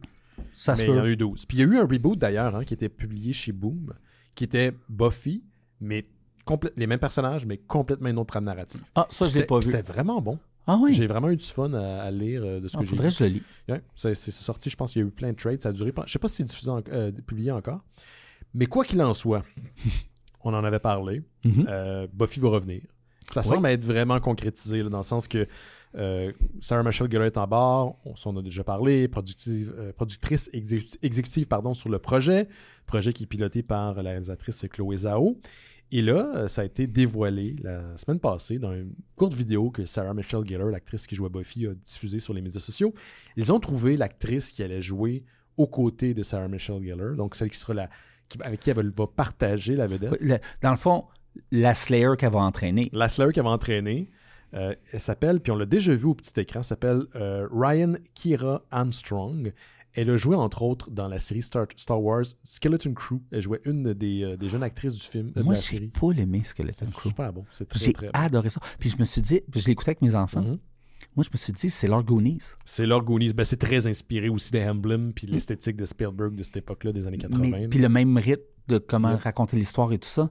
Mais c'est leur Goonies. Si tu réécoutes Goonies, moi, j'adore le film Goonies. Mm-hmm. C'est un peu un mess quand même, le film. C'est un peu bordélique. Oui, mais c'est parce qu'on l'a vu si jeune qu'on est si connecté à ce film-là. Quand tu vois, Simon l'a vu très tard, Simon Chenier, puis il ne trippe pas tant sur le film. Ben, c'est ça. Mm-hmm. C'est vraiment quelque chose que si tu as vu jeune, Goonies a du sens. Si tu l'as pas vu jeune, ça fait pas de sens. Ça fait pas de sens. Non, c'est ça. Mais Skeleton Crew, c'est mieux réussi construit, que Goonies, là. Mais c'est leur Goonies. Puis je regardais mes garçons triper, là. Ouais. Puis une des jeunes actrices, la principale, en fait, c'est elle. Ah, elle est très bonne. Elle est très bonne. Là, maintenant, elle a 15 ans, elle est plus vieille parce qu'elle était beaucoup plus jeune dans Skeleton Crew. Puis c'est ça, ça a été dévoilé parce qu'il y a une vidéo où tu vois Sarah Michelle Gellar qui dit « Ouais, on a beaucoup parlé, c'est un processus qui est long, non. » Puis elle, la jeune actrice, on la voit aussi. Puis, mais tu veux-tu m'aider à sauver le monde? Puis la fille, si elle acte, à moi, elle m'a eu, là, mais elle fait ouais, parce qu'elle hésite. Puis là, ce que je suis en train de te demander, c'est finalement d'être ma co-star, puis elle capote. Elle a 15 ans, puis sa carrière, elle a joué dans Star Wars, puis elle va jouer aux côtés de Sarah Michelle Gellar dans Buffy. Hey, c'est quand même un beau début de carrière, ça, là. Oui, c'est très, très beau. Donc, ça se concrétise, messieurs, dames. Il semblerait, là, je pense pas qu'ils vont le hyper autant, puis que finalement, il y a un pilote, puis qu'il ne monte à personne. Non, parce que s'ils font ça, les gens vont être en tabarnak. Oh oui. Donc, quand ça va être fait, quand ça va être complété, ça va être disponible aux États-Unis du côté de Hulu. Souvent, les projets Hulu sont du côté de Star au Canada, qui est l'espèce de sous-catégorie de programmation sous Disney+. OK. Donc, parce que là, 20th Century Fox possède Buffy, et 20th Century Fox, qui est maintenant Studios, appartient à Disney. Donc, tout ça pour dire que ça s'en vient. Ça s'en vient, un reboot, pas un reboot, une suite à Buffy. J'ai très, très hâte de voir ça. Parce que je suis un gros fan de Buffy. Oui, donc je suis vraiment excité. Puis je pense me retaper. Tu sais, quand on va voir la date, retaper l'original pour me rendre. Tu sais, pour tomber avec la date, là, c'est comme on finit le dernier épisode. Puis on se tape la nouvelle génération. Ouais. Ça va être cool.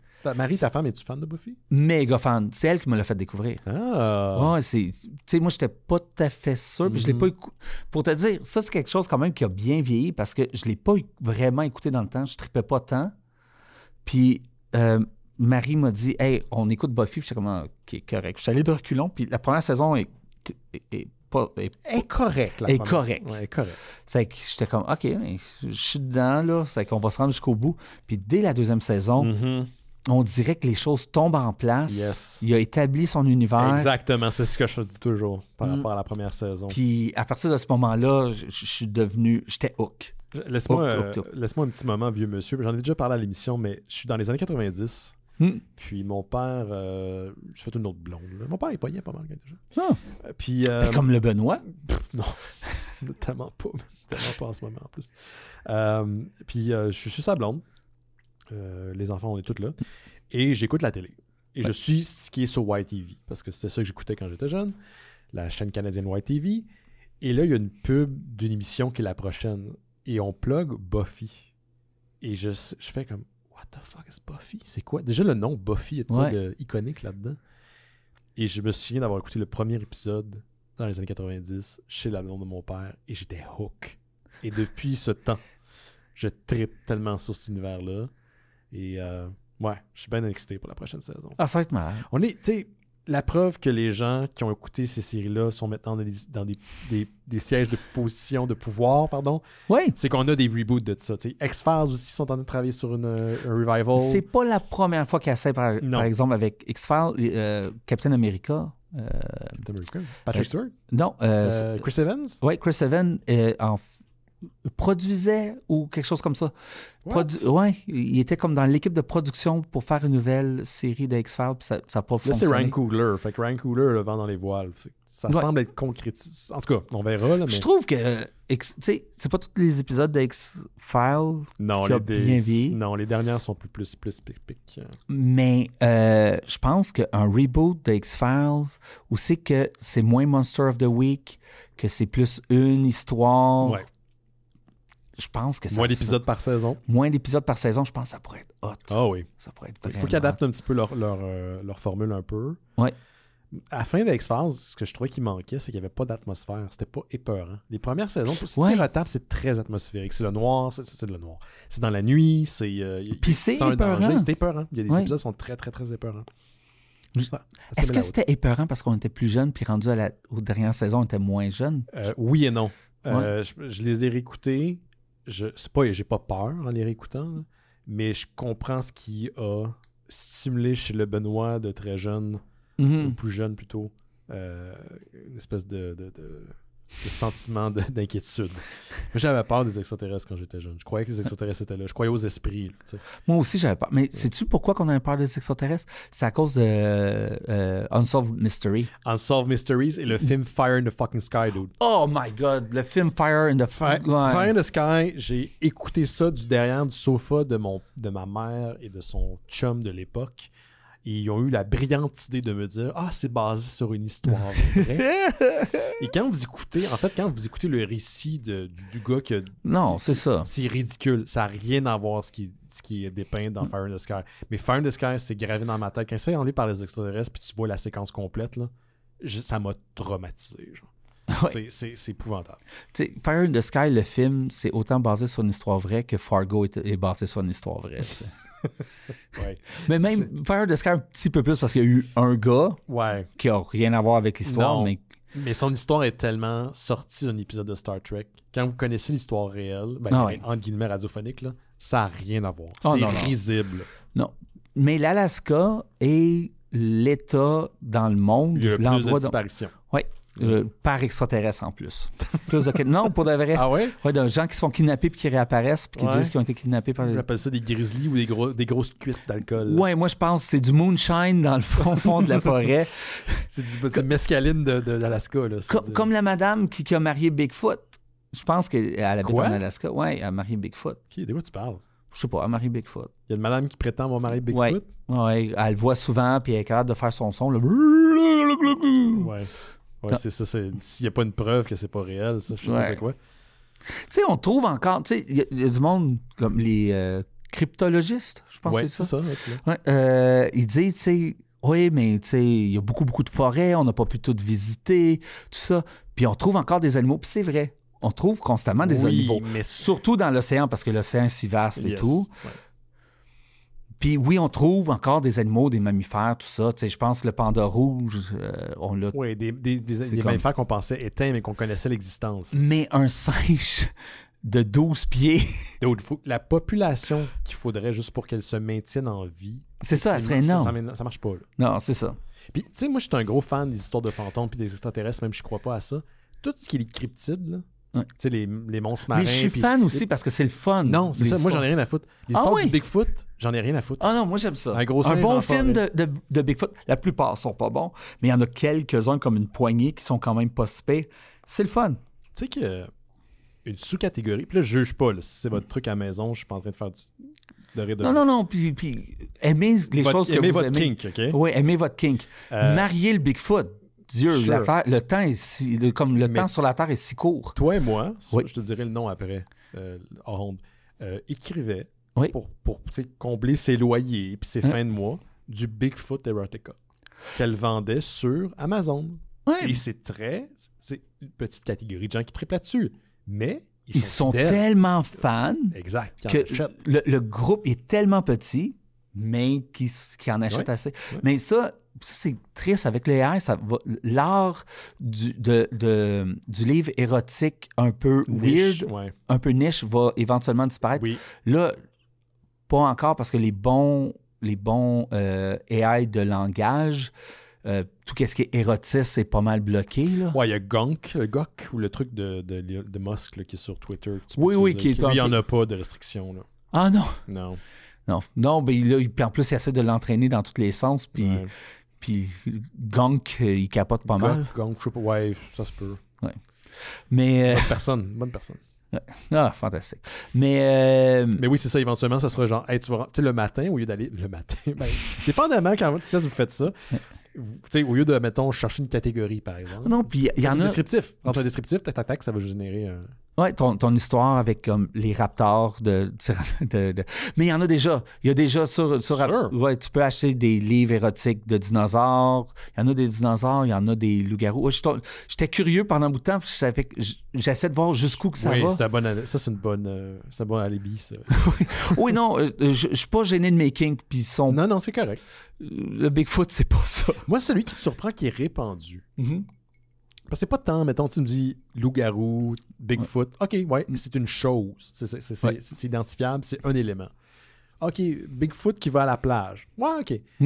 La sous-catégorie que j'ai entendu parler, pis c'est pas genre, je vous parle d'un ami, puis c'est pas moi, là. J'ai entendu parler de ça pour vrai. Là. C'est les dragons qui couchent avec des chars. Hey, là, c'est niche as fuck. Mais ça existe. Ouais. Mais tu sais, il y a ceux qui tombent en amour avec les objets. Oui. Qui marient leur voiture. Il y a une femme qui avait marié la Tour Eiffel. Oui. Et une grande roue. Oui, il y a un documentaire. Par d'attraction. Oui, j'avais vu ce documentaire. Ouais. Quand même très intéressant comme documentaire. Ce qui me fait perturber le plus, c'est pas tant que les gens tripaient sur les objets, c'est plus la souffrance émotive que ça leur générait quand ils étaient séparés. Oui. Moi, c'était ça qui me troublait. C'est pas tant le fait que la personne tripait sa grande roue. Là. C'est weird, là. C'est étrange, mais c'est quand elle était séparée de la grande roue, elle souffrait émotionnellement. Puis c'est cet aspect-là humain qui me troublait. Je trouvais que le documentaire était voyeur par moment. Oui, il était. Ouais, tu sais, comme quand t'as le gars qui est en dessous de sa voiture parce qu'il est en amour avec sa voiture, puis il donne des becs, puis il filme. Ouais. Tu sens que tu fais pas ça pour montrer leur amour, tu fais ça pour un peu rire d'eux autres. Puis ça, j'ai la misère avec ça. L'amour en sens unique, là? Oui, l'amour en sens unique. Ça reste qu'un objet inanimé, là. Mais, tu sais, je sais pas. Plus je vieillis, là, plus je me dis, on n'est pas longtemps sur Terre. Oui. Puis soyez donc heureux. Être amour avec ton auto rouge, c'est ça qui te rend heureux? Oui. Pourquoi que je te jugerais? Go! S'il y a une chose... en amour avec ton char. C'est drôle, je me suis fait cette réflexion-là récemment, puis je me suis dit, who gives a fuck? C'est ça, exactement. Genre, si ça te rend heureux, ça nuit pas à personne, ça fait pas de mal à personne. C'est ça. On s'en fout. On s'en fout. On s'en fout. Jusqu'à preuve du contraire, là, à moins qu'on soit dans une simulation, tu vis une fois. Oui. That's it. Oui, c'est ça. Si ça te fait plaisir, tu fais pas mal à personne, on s'en calisse. Oui. On s'en calisse. Exactement. Tout à fait. 100%. Soyez heureux. Soyez heureux. C'est ça le message des mystérieux. C'est ça, ben oui. Un beau message d'amour. Qu'est-ce que t'avais d'autre, tout ne va pas bien chez Bungie, les créateurs de Halo après Destiny. Oui, c'est vrai, oui. Deux jeux incroyablement populaires. C'était fait racheter par Microsoft, puis se sont rachetés après, c'est ça? C'était fait acheter par Microsoft. Ils ont demandé leur indépendance à Microsoft. Microsoft a dit oui, il n'y a pas de problème. Vous pouvez vous racheter. On garde Halo. Mais on garde Halo, c'est ça.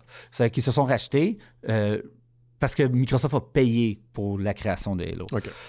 Mais Bungie existait avant ça. Il avait fait le premier first-person shooter. Quand tout le monde jouait à Doom, ceux qui avaient un Mac, il y avait un seul jeu qu'ils pouvaient jouer qui ressemblait à Doom, et c'était Marathon. Ah, je me souviens pas de ça. Oui, là, on parle de l'ancien temps. Là. Oui. Bref, c'est Bungie qui avait développé ce jeu-là, et ils ont réannoncé il y a quelques mois qu'ils sortaient un Marathon. Ils refaisaient Marathon. C'est leur prochain jeu. Au lieu de faire Destiny 3 ou 4, 3, il faut commencer par le 3. Ouais. Il était pour faire Marathon. Puis tout le monde a pensé que ça serait un jeu d'aventure. En fin de compte, c'est un extraction shooter. C'est quoi un extraction shooter? C'est que tu joues comme tu es une équipe qui joue contre une autre équipe d'humains qui joue contre des ennemis dans le jeu. C'est que tout le monde est contre tout le monde, puis tu as des objectifs. Okay. Donc, exemple, aller à tel point, tuer telle bébite. Là, les deux équipes courent pour essayer de se rendre à la bébite, peuvent s'entretuer pour empêcher d'aller tuer l'autre bébite. Tu tues la bébite, exemple. Mm-hmm. Et là, tu quand tu décides d'avoir fait assez de missions sur la map, tu t'extractes. Tu sors, comme l'hélicoptère vient te chercher, puis tu as réussi ta mission, tu reçois de l'expérience. Un peu à la mère de Left 4 Dead. Oui, un peu. Oui.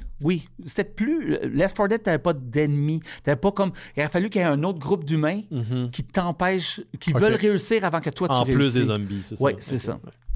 Ouais. Donc, c'est ça qu'ils ont fait. Mais là, ils sont un peu dans le trouble. Tout d'abord, ça va pas très bien chez Bungie, parce que là, ils ont été rachetés par Sony. Ah ouais? Okay. Ouais.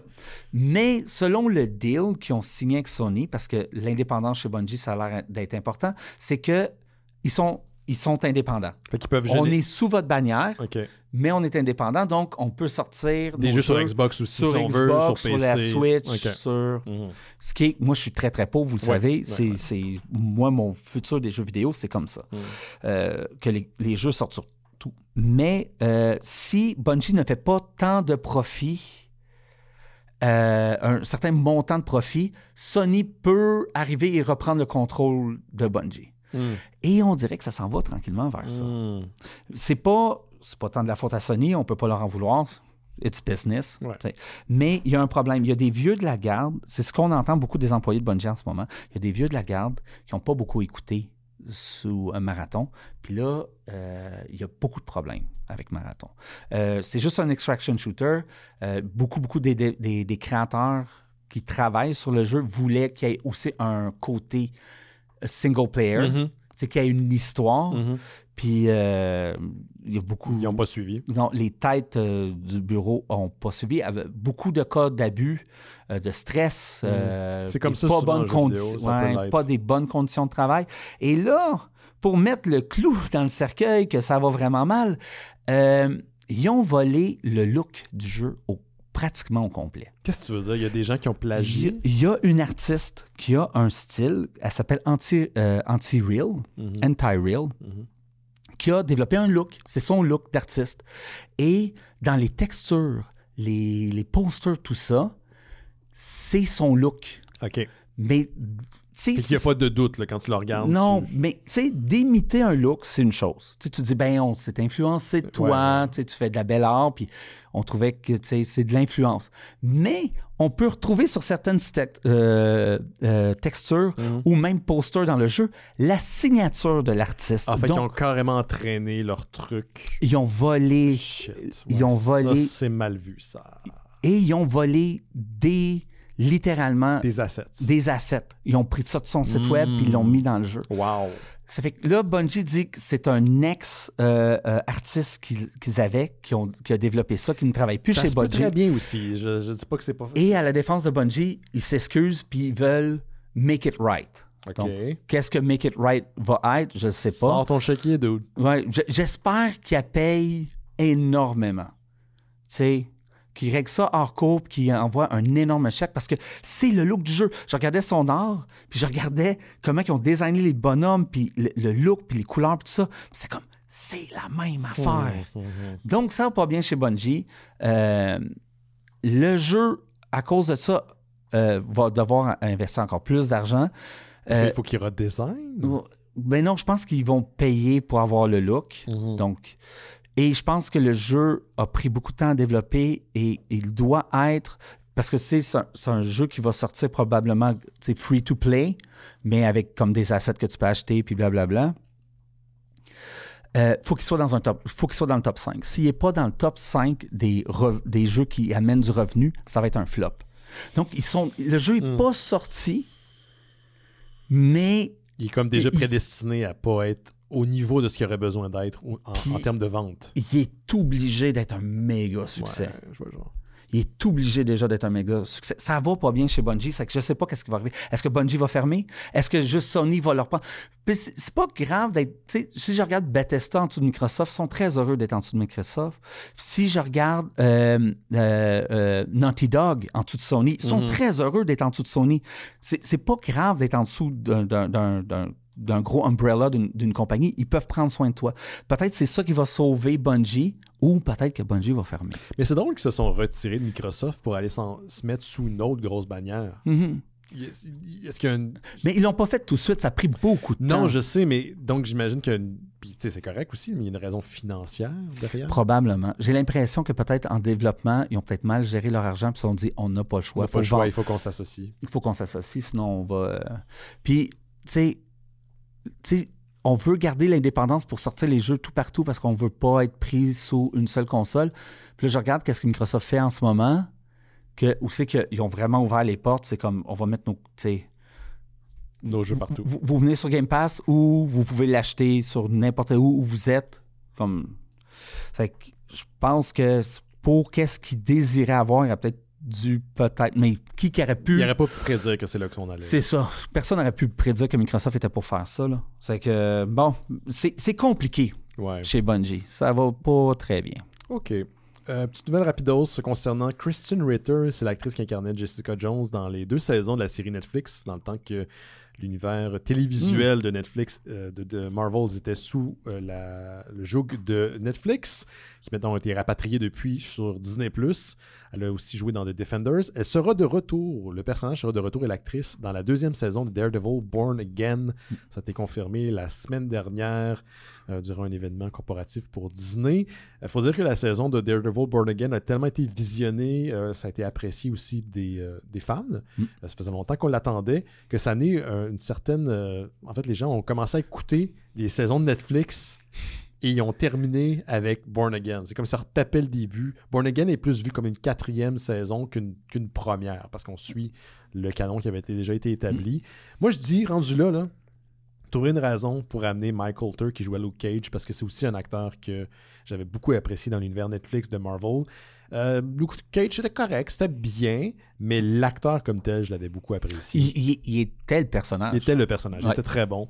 Donc, j'ai l'impression que si on est pour le ramener, je pense pas que Luke Cage comme tel ou Jessica Jones vont avoir leur propre série, en tout cas pas pour l'instant, mais ils pourraient les ramener dans Hell's Kitchen, très dans fan Daredevil, de Jessica Jones aussi. Ouais, elle était très mais bonne. moi, David Tennant, là, je pourrais l'écouter, lire le bottin téléphonique. Chic, man. La première saison de Jessica Jones avec le Purple Man joué par David Tennant, c'est dark. C'est très Jessica! sombre. C'est très, très sombre. Mais c'était de la bonne TV. Bonne TV du début des années 2010. On est en 2015 à peu près. Là. Ça fait que ça fait 10 ans de ça. Sinon, je reste dans les annonces hollywoodiennes. Il y a Neve Campbell qui a signé pour jouer, ou plutôt donner la voix au personnage de Polaris dans la 2e saison de X-Men 97.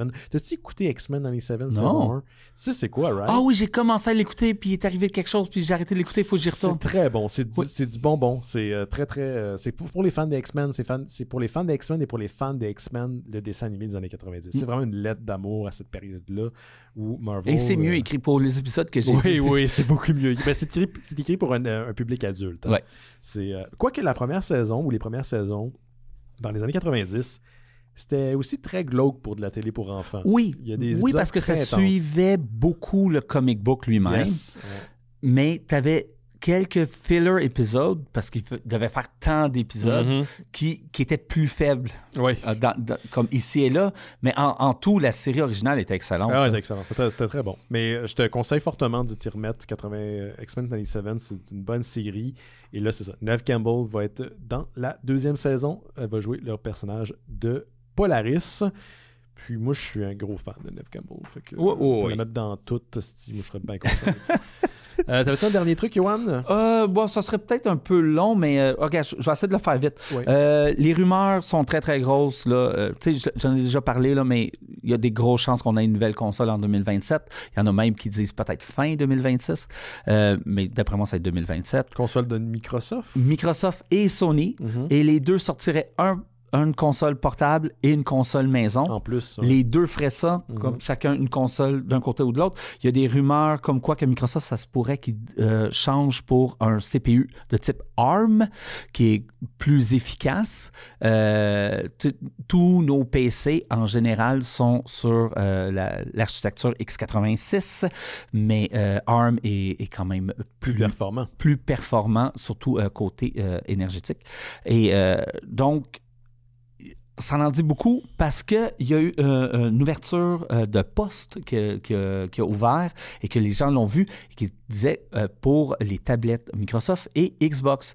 Et après, elle a été effacée et remis sans ces deux points-là. Donc, c'est probablement pour ça. Et Microsoft vient d'engager une autre personne pour aider à la rétrocompatibilité.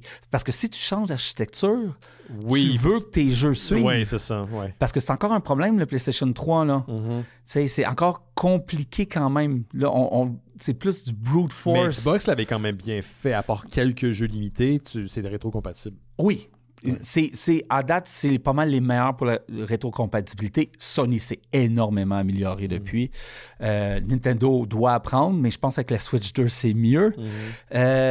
Mais il engage quelqu'un. Donc, s'il engage quelqu'un, un ingénieur, pour juste faire ça, c'est probablement... Peut-être qu'il montre une intention. Ouais, de changer d'architecture.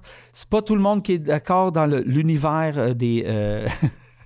des journalistes de jeux vidéo. De jeux vidéo, mais Jez Corden, qui est absolument très bon, lui, il dit que c'est pas ça qu'il a entendu, que la prochaine console serait quand même x86. Mais on sait pas.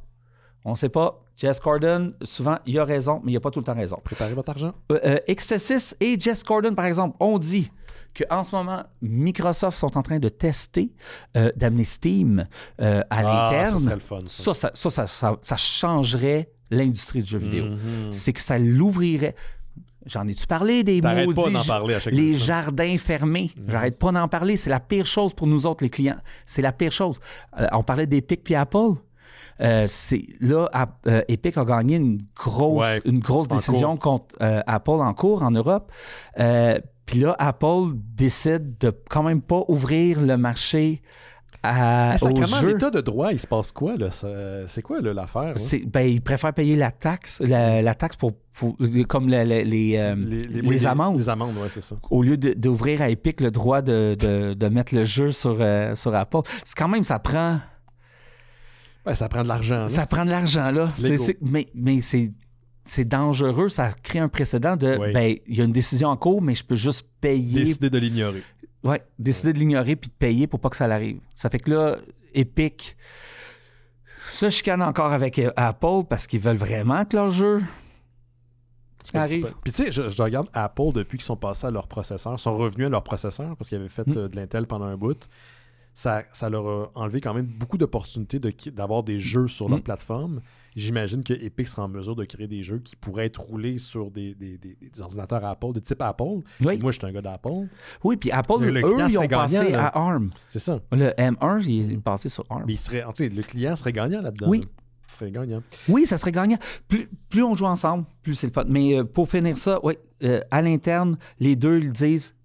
En ce moment, c'est que Steam, ça serait l'intégration dans le magasin PC de Xbox. Mais ça serait comme un test à l'interne pour après l'amener sur Xbox. La quantité de jeux qu'on pourrait mettre la main. Ça serait incroyable. Ça serait incroyable. Puis, tu sais, je suis sûr qu'ils pourraient s'entendre avec genre Steam, parce que Steam prend à peu près 30% sur une vente. Donc, le jeu coûte 90, il prend 30$. Non, mes maths sont pas bonnes, mais c'est pas grave. Peut-être. Mais. Qu'importe, ils prennent de l'argent. Ils prennent l'argent. Je suis sûr que Microsoft pourrait s'entendre comme vous, si vous prenez 30%, si c'est acheté à travers Xbox, nous on garde 10, vous gardez 20. Puis tout le monde va, au bout de ça, toutes ces compagnies-là vont gagner. Puis si Microsoft amène Steam sur sa console, là, les jardins fermés, ils ouvrent. Du moins, parce que Sony n'a pas le choix d'embrayer le pas. C'est ça que tu veux dire? C'est ça. Ça fait que là, si Sony décide, bon, correct, on va mettre Steam, puis là, OK, fine, on va mettre Game Pass sur PlayStation. Tout à coup, on gagne. Ouais. En tant que client, on va tomber, même. Oui. Plus il y a de compétition, mieux que c'est. Yes. Dernier truc, vraiment rapidos, puis après, on va prendre une petite pause pour parler de la BD de la semaine. DC Comics a annoncé une nouvelle mini-série de 5 numéros qui va paraître en août prochain, le 13 août prochain. Ça va s'appeler Superman The Kryptonite Spectrum. Ça va être publié sur ce qui s'appelle DC Black Label. Je sais pas si tu as déjà lu des titres de DC Black Label. Non, mais j'en ai bu quand j'avais 17 ans. Ouais, c'est ça que j'allais dire. Ça n'a rien à voir avec la bière parce que c'est bon. DC Black Label, c'est comment je pourrais dire ça? C'est des numéros, c'est des sigris qui ne sont pas canons, destinés à un public un petit peu plus adulte. Un peu comme Max. Ouais, un peu comme Max. C'est ce qui était Max, en fait. Ce qui est plutôt... Ouais. Et donc, où on va exploiter des séries... on va pas dans le canon. Donc, on peut se permettre plus de liberté. Et Superman The Kryptonite Spectrum, c'est une série qui est faite par W. Maxwell Prince, Martin Moreza et Chris O'Halloran, pardon. Donc, c'est une équipe qui a travaillé sur Image Comics, une série qui s'appelle The Ice Cream Man. Ils font des trucs un peu champ gauche, un peu éclatés. Puis ça semble être un peu le même principe pour Superman de Kryptonite Spectrum. Donc, la prémisse, c'est ça. Là, c'est en 5 numéros, on explore toutes les kryptonites, comment elles affectent aussi Superman. Et c'est présenté comme étant une série de super-héros fantastiques avec de l'horreur existentielle. Oh, what? Je suis vraiment intrigué. L'art semble incroyable. C'est pour ça que j'en parle. C'est une faiblesse de Superman, la magie. C'est pas de la magie, c'est que de la kryptonite. La magie en était une, mais la kryptonite, c'est pas magique. Non, mais si ça tombe dans les... Tu n'as pas l'air de dire que c'était comme Cthulhudien quasiment, là? Ben oui, mais dans le terme... Ouais, horreur cosmique, ça peut être bien des choses, horreur existentielle. Donc, ça sort le premier numéro le 13 août. Puis, on va vous en reparler si éventuellement c'est bon, parce que je sais que Johan aime ça, voir Superman souffrir. Oui. Souffrir de sa belle mort. On va prendre une petite... ou pas, dépendamment. On va prendre une petite pause juste avant. Je vous plug une coupe d'affaires. Donc, je vous replug, premièrement, le get-together des Mystérieux Étonnants et des auditeurs ce week-end durant le FBDM au Boudoir. C'est au 850 Mont-Royal-Est à Mont-Royal, sur l'avenue Mont-Royal, pardon, à Montréal. Donc, à partir de 14h, si vous voulez prendre une bière avec nous, moi, j'y serai présent. Jake aussi a confirmé sa présence. Donc, il n'y a pas d'obligation de participer aux enregistrements des petites capsules que je vais faire sur place, mais ce serait bien de vous y voir. Puis je fais ça durant le FBDM parce qu'il y a de toute façon des gens qui sont curieux d'aller voir parce l'événement. que c'est un beau festival. Festival qui se passe entre les rues Guilford et Roy-sur-Saint-Denis. Sinon, on vous invite, comme toujours, à donner au Patreon des Mystérieux Étonnants. Le lien est dans le descriptif de l'épisode. En échange de votre contribution, vous avez accès à des goodies, dont Bifurcation, qui est un podcast que je fais avec mon ami Rémi, et un nouveau venu, Antoine, qui nous aide à passer au travers du cycle de Paul Verhoeven. C'est là-dessus qu'on planche en ce moment.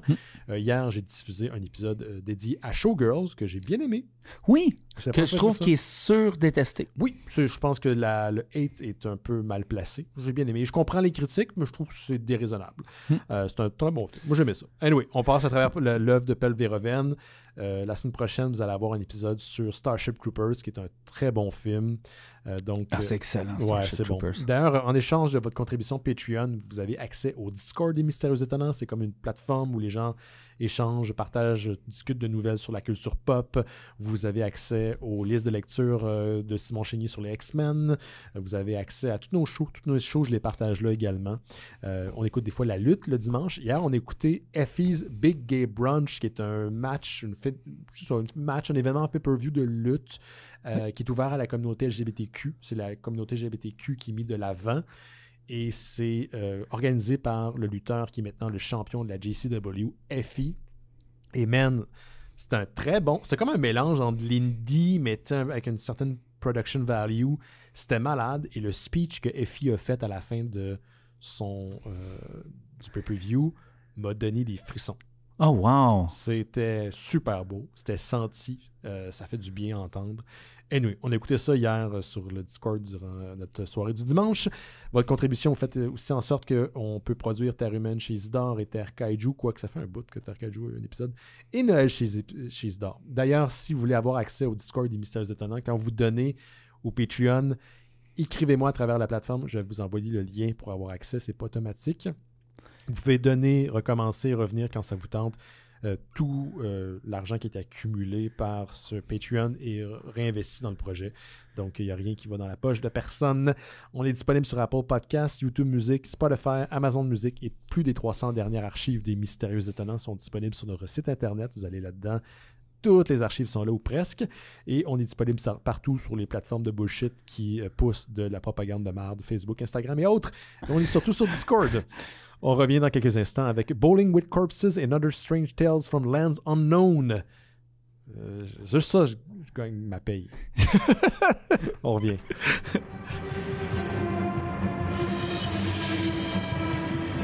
Vous écoutez les Mystérieux Étonnants. On va maintenant parler du sujet de la semaine. Et cette semaine, il s'agit d'une bande dessinée Bowling with Corpses and Other Strange Tales from Lands Unknown de l'auteur Mike Mignola qui dessine et qui signe le scénario. Mike Mignola qui est le créateur bien sûr de Hellboy. Hellboy qui a eu une disons, appelons ça comme ça, une carrière étonnante, large, vraiment massive du côté de Dark Horse Comics, où cette bande dessinée-là est aussi publiée. Donc, un univers étendu qui, encore aujourd'hui, est développé. Même, il y en a fait de temps en temps des petits projets indie ici et là. Il a un peu plus abandonné. Attention ton micro, toi. Oui. Il a un peu plus abandonné, ou plutôt délaissé le côté Hellboy de la chose, quoique il a encore son mot à dire. Souvent, il co-signe des scénarios de bande dessinée qui ne sont pas dans l'univers de Hellboy. C'est des projets qu'il fait pour son plaisir à lui. Il y a des trucs qu'il déteste dessiner, par exemple des chars. Donc, il se crée des histoires dans lesquelles il se plaît à mettre en scène des choses qu'il aime dessiner. C'est ça. Ouais. Puis, qu'est-ce qui est intéressant de ce projet-là? Comme il l'annonce comme j'étais en semi-retraite, j'ai commencé à créer cet univers-là pour mon plaisir. Son plaisir à lui. Puis juste dessiner tous les jours sur cet univers-là. Ouais. Puis s'est dit, ben peut-être que ça ferait plaisir à d'autres mondes de voir ce que je suis en train de créer. C'est qu'il est tellement en amour, il semble être en amour avec ce qu'il vient de créer là. Ouais. Et il veut juste le partager.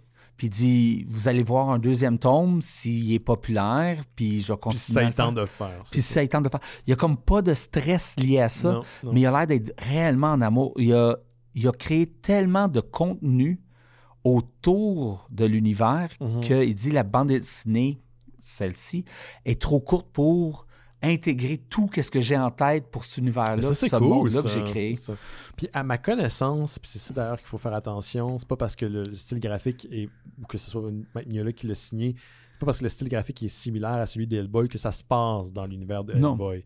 Je pense que c'est son propre univers. Un autre truc qu'il a aidé à co-créer qui s'appelle Baltimore. Baltimore n'est pas dans l'univers de Hellboy. C'est pas parce que justement le style ressemble à celui de Mignola qu'il est forcément dans le Hellboyverse ou dans... C'est autre chose. Puis je pense que c'est le cas pour cette série-là. À ma connaissance, ça ne fait pas partie de l'univers de Hellboy. Ben, il dit, tu sais, comme à la fin de Hellboy, quand il est sur le pont, ben là, je ne vais pas donner spoilers de la fin de Hellboy, mais Hellboy dit We're going to the land of unknown. Puis il dit, c'est peut-être ça la connexion entre les deux mondes, mais il n'a pas l'air d'en faire plus que ça. Puis peut-être que oui, peut-être que non. C'est pas ça le but. Non. Puis tu le sens dans sa réponse que c'est pas ça le but. Je suis pas au fait des finances de Mike Mignola, mais je pense pas qu'il est en difficulté financière. Il fait ça pour le plaisir. C'est vraiment pour le plaisir. Ouais. Je me lève, je m'en vais dans mon établi, j'ai le goût de travailler sur cet univers-là en particulier. Et son atelier n'est pas établi. Ça, ça serait autre chose. Oui, son atelier. Puis, comme ça partit juste de l'idée qu'il avait entendu une légende italienne à propos d'un jeune garçon qui va faire du bowling avec des... avec des corps. Avec des corps, oui. Puis, bien sûr, il l'a complètement transformé. Il l'a mis à sa sauce. Ouais. Et ça n'a rien à voir avec la légende italienne. Non. Il a créé son propre univers avec des dieux, des anciens dieux, des... Un peu de Cthulhu, mais pas tant non plus. Puis, tu sais, des dieux qui sont soit morts, soit partis, soit qui s'ennuyaient. Tu sais, on ne sait pas, tu sais, on est un peu dans le mystère, mais c'est bien amené. Ouais. Puis avant ces dieux-là, il y avait des dragons. Puis avant ces dragons-là, il y avait d'autres choses. Un monde, c'est ça. Puis... C'est sa propre mythologie. Puis juste pour être sûr de le mentionner, parce que je veux pas que quelqu'un écoute le show, puis finalement se dise « Ah, ils m'ont spoilé. » En dernière partie, on spoil. Donc, on va mentionner des choses qui font partie des éléments concrets de l'histoire, quoique je pense pas qu'on peut vraiment spoiler cette bande dessinée-là. Ce qui est difficile quand on en parle, c'est que c'est une série de récits qui sont plus ou moins connectés. Certains le sont plus que d'autres. Ils sont tous dans le même univers, c'est tout au même endroit, mais pas dans les mêmes villes ou même les mêmes régions de cet univers-là. Mais ils ont tous un peu les mêmes légendes. Ouais. Et ça se mélange un peu dans les savoirs et même les récits. Il y a des personnages qui viennent pour raconter des histoires. Il y a comme un animal qui revient à chaque série, à chaque numéro qui parle. Là. C'est quoi déjà? Un des narrateurs est un canard. C'est ça, c'est le canard qui narre à chaque fois, je pense. Oui. Oui. Pourquoi? Parce que puis ça fonctionne. Ouais. Puis ça amène une genre de touche d'humour, mais tu sais, comme quelque chose qui... C'est pas là pour te faire rire, comme... Non. C'est comme... Pour oui, un petit sourire. Ouais. Puis ça fonctionne. Ouais. C'est juste comme un... Tu sais, quand tu vois quelque chose de drôle sur Internet, puis tu fais... Ouais. Avec ton nez, là, tu fais juste expirer moi, ça fait... Toi, c'est comme... C'est comme un phare à bateau. Là. Ouais, je pense que le mythe fondateur de cet univers, l'élément qui revient souvent entre les histoires. Oui. Mais juste en partant, peut-être, moi, je sais ce qui est plus frais à ma mémoire, là, mais le premier récit duquel partie du titre est inspirée, c'est un jeune homme qui vit dans une maison avec ses parents, puis on décide de partir à l'aventure, puis il rencontre des ghouls qui sont pas vraiment identifiés, puis les ghouls sont comme, soit tu passes puis tu meurs, ou soit tu peux venir ici puis jouer au bowling. On va jouer au bowling pour ta vie. Puis joue du bowling avec quoi? Avec des têtes de mort sur des squelettes. Oui. Puis c'est juste ça la séquence. Finalement, lui, je pense qu'il s'appelle Bib ou quelque chose comme ça, il y a un nom... je me rappelle pas son nom. Mais il décide de jouer, c'est la première fois qu'il joue au bowling. Puis finalement, c'est un naturel, puis c'est lui qui remporte la partie. Et pour le remercier, non seulement les ghouls lui donnent sa liberté, mais il donne une main, un bras, qui appartient à une espèce de cadavre. Il commence par lui donner de l'argent. Après y avoir donné de l'argent, une fois, ils n'ont plus vraiment d'argent, c'est qu'ils donnent des boutons, puis comme des pierres, puis tu sais, comme... Il y a comme quelque chose, ils sont pauvres. J'ai trouvé ça intéressant que les ghouls étaient pauvres, mais d'avoir gagné le bowling te donne le bras avec la main. Ouais, l'avant-bas d'une espèce de momie qui est dans les catacombes où ces affaires-là vivent. Puis tu comprends que c'est une ancienne personne qui devait être importante parce qu'il y a comme une fresque autour de lui puis il est sur un trône. Puis ce bras-là, qui est un cadavre momifié, c'est un bout de cadavre momifié, lui permet de détruire toutes les ennemis, des vampires. Puis c'est super imagé. Puis c'est une petite histoire qui finit par libérer un village d'une malédiction, puis that's it, c'est fini. Après, on passe à autre chose, puis je sais pas, ça se lit très vite, puis c'est très imagé, c'est le fun, c'est vraiment une belle histoire. Adoré ça, là. Ouais. J'ai vraiment... t'as le dessin de Mignola qui ma foi, il est vraiment hot, là. Ah, c'est malade, mais j'ai adoré... Il y a comme quelque chose de dark dans ces histoires, mais comme tout le temps légèrement drôle. Enfantin, pas enfantin. Oui, c'est ça. C'est comme... Je parle à l'enfant, t'es un adulte, mais je parle un petit peu à l'enfant intérieur. L'enfant intérieur, mais je te parle à toi aussi. Je sais pas. C'est ça que ça me fait penser. La ligne est tellement bien. Ça me fait penser à The Dark Crystal de Jim Henson. Oui. En termes de c'est féerique, mais c'est dark. Ou aussi de Jim Henson, The Labyrinth. En termes de ton. C'est peut-être un petit peu plus enfantin dans Labyrinth, mais on n'est pas très loin dans ce qui est Mignola. On est comme dans la bonne... On est un peu dans cette zone-là où tu peux permettre à l'enfant intérieur de sortir et apprécier l'histoire qui est simple, qui est un peu rigolote de temps en temps parce qu'il y a justement comme un canard qui parle. Mais en même temps, il y a des cadavres, il y a des ghouls, il y a des vampires, il y a plein de shit. C'est un monde qui est glauque, qui est noir. Ouais. Qui, d'après moi, doit sentir l'humidité. Oui, ça sent l'humidité. Mais il y a beaucoup, justement, des grottes, des lieux désaffectés, des lieux que les gens n'ont pas fréquentés pendant des centaines d'années. Puis c'est dans ces moments-là où, regardant en arrière-plan, les détails que Mignola aime mettre. Tu sais, une bibliothèque avec plein de livres, une fresque d'une société qui est disparue, d'une magie qui est peut-être oubliée. Chaque page a une histoire dans l'histoire. Tu sens qu'il y a un monde qui est beaucoup plus large. Puis c'est plate parce que ça a l'air que le jeu qui est basé sur l'art et sur le personnage d'Elba, il n'est pas très bon. Mais j'aimerais tellement un jeu open, tu sais, un peu à la Wind Waker. Ouais. Tu sais, un jeu de Zelda, là, Open Space, Open World. C'est Wind Waker. Open World, ouais. C'est Wind Waker, là, celui qui est Open World. Ben, il se promène en bateau, mais non, il est non, open l'autre, world. celui qui Breath of the Wild. Breath of the Wild. Parce que moi, je mélange mes Zelda. Mais dans l'esthétique de Mignola. Ah oui, ça vraiment. Ça serait malade. Ouais. Ah oui, ça serait incroyable. Ce monde-là respire et vivant pour moi. Oui. Ouais. Ah, puis ça aborde des sujets super intéressants. Le genre de Warlock qui était éternel, mais qui reste juste son cœur, puis qui ramène à la vie, mais que tu sens. Il demande combien de temps? Puis il a dit 400 ans. Puis il va tout de suite voir sa bibliothèque, puis sa bibliothèque est détruite, puis il veut pas être éternel. Ça ne tente plus être éternel. Il a fait le tour, c'est ça. Il a fait le tour, puis il peut plus mourir, puis il est pris dans cette immortalité-là. Il y a comme... C'est quoi d'angoissant là-dedans? Ah oui, vraiment. Ouais. C'est une série de tous les récits ont comme... Comme tu disais, ils sont tous séparés, mais ils sont liés. Tu as l'impression de lire une seule histoire, même si c'est tout le temps des nouveaux personnages à chaque fois. Ouais. Je sais pas pourquoi j'avais cette impression-là en lisant.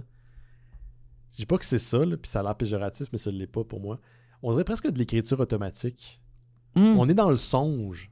Ouais. Il y a de quoi de presque onirique dans la bande dessinée. Il y a de quoi de... Il y a quelque chose qui vient de ses rêves, peut-être. Oui, il y a de quoi de profond. Il y a de quoi de profond. Tu sais, genre...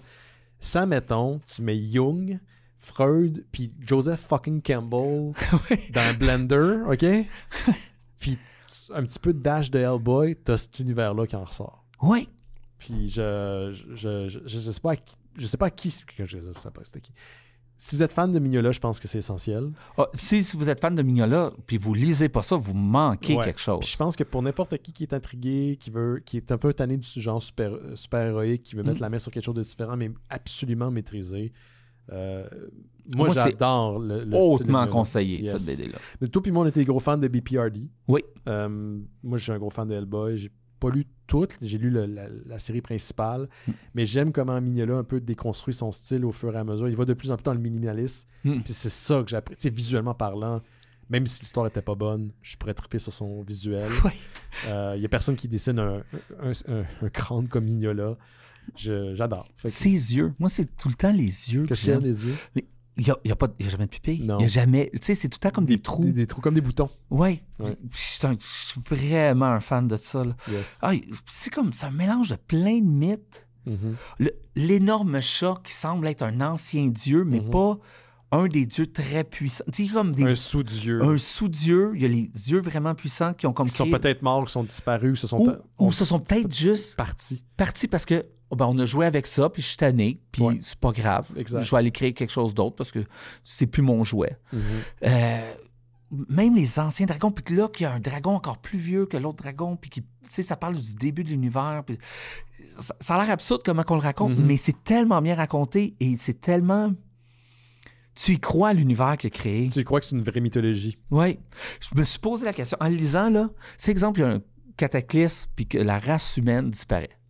Yes, finalement. Puis, tu sais, pas au complet, mais comme, tu sais, la société recommence, tous les livres ont été détruits, sauf ce livre-là. Je trouve qu'il y a tellement de contenu, il y a tellement de façons de raconter une histoire, ça partirait une religion. Tu sais, il y a des mythes qui s'appellent les mythes fondateurs. Toutes les grandes religions en ont. Les peuples autochtones aussi en ont. Toutes les grandes religions ont un mythe qui est le mythe fondateur à travers leur dogme. Puis ça, c'en est un. Ça feel comme un mythe fondateur à part entière. Ça feel pas comme quelque chose qui est sorti d'un auteur quelconque. Puis vous pourriez dire, ben oui, mais tous les mythes fondateurs sont sortis d'un certain auteur. Peut-être. Mais il y a de quoi de très authentique dans la manière que c'est dévoilé, c'est développé.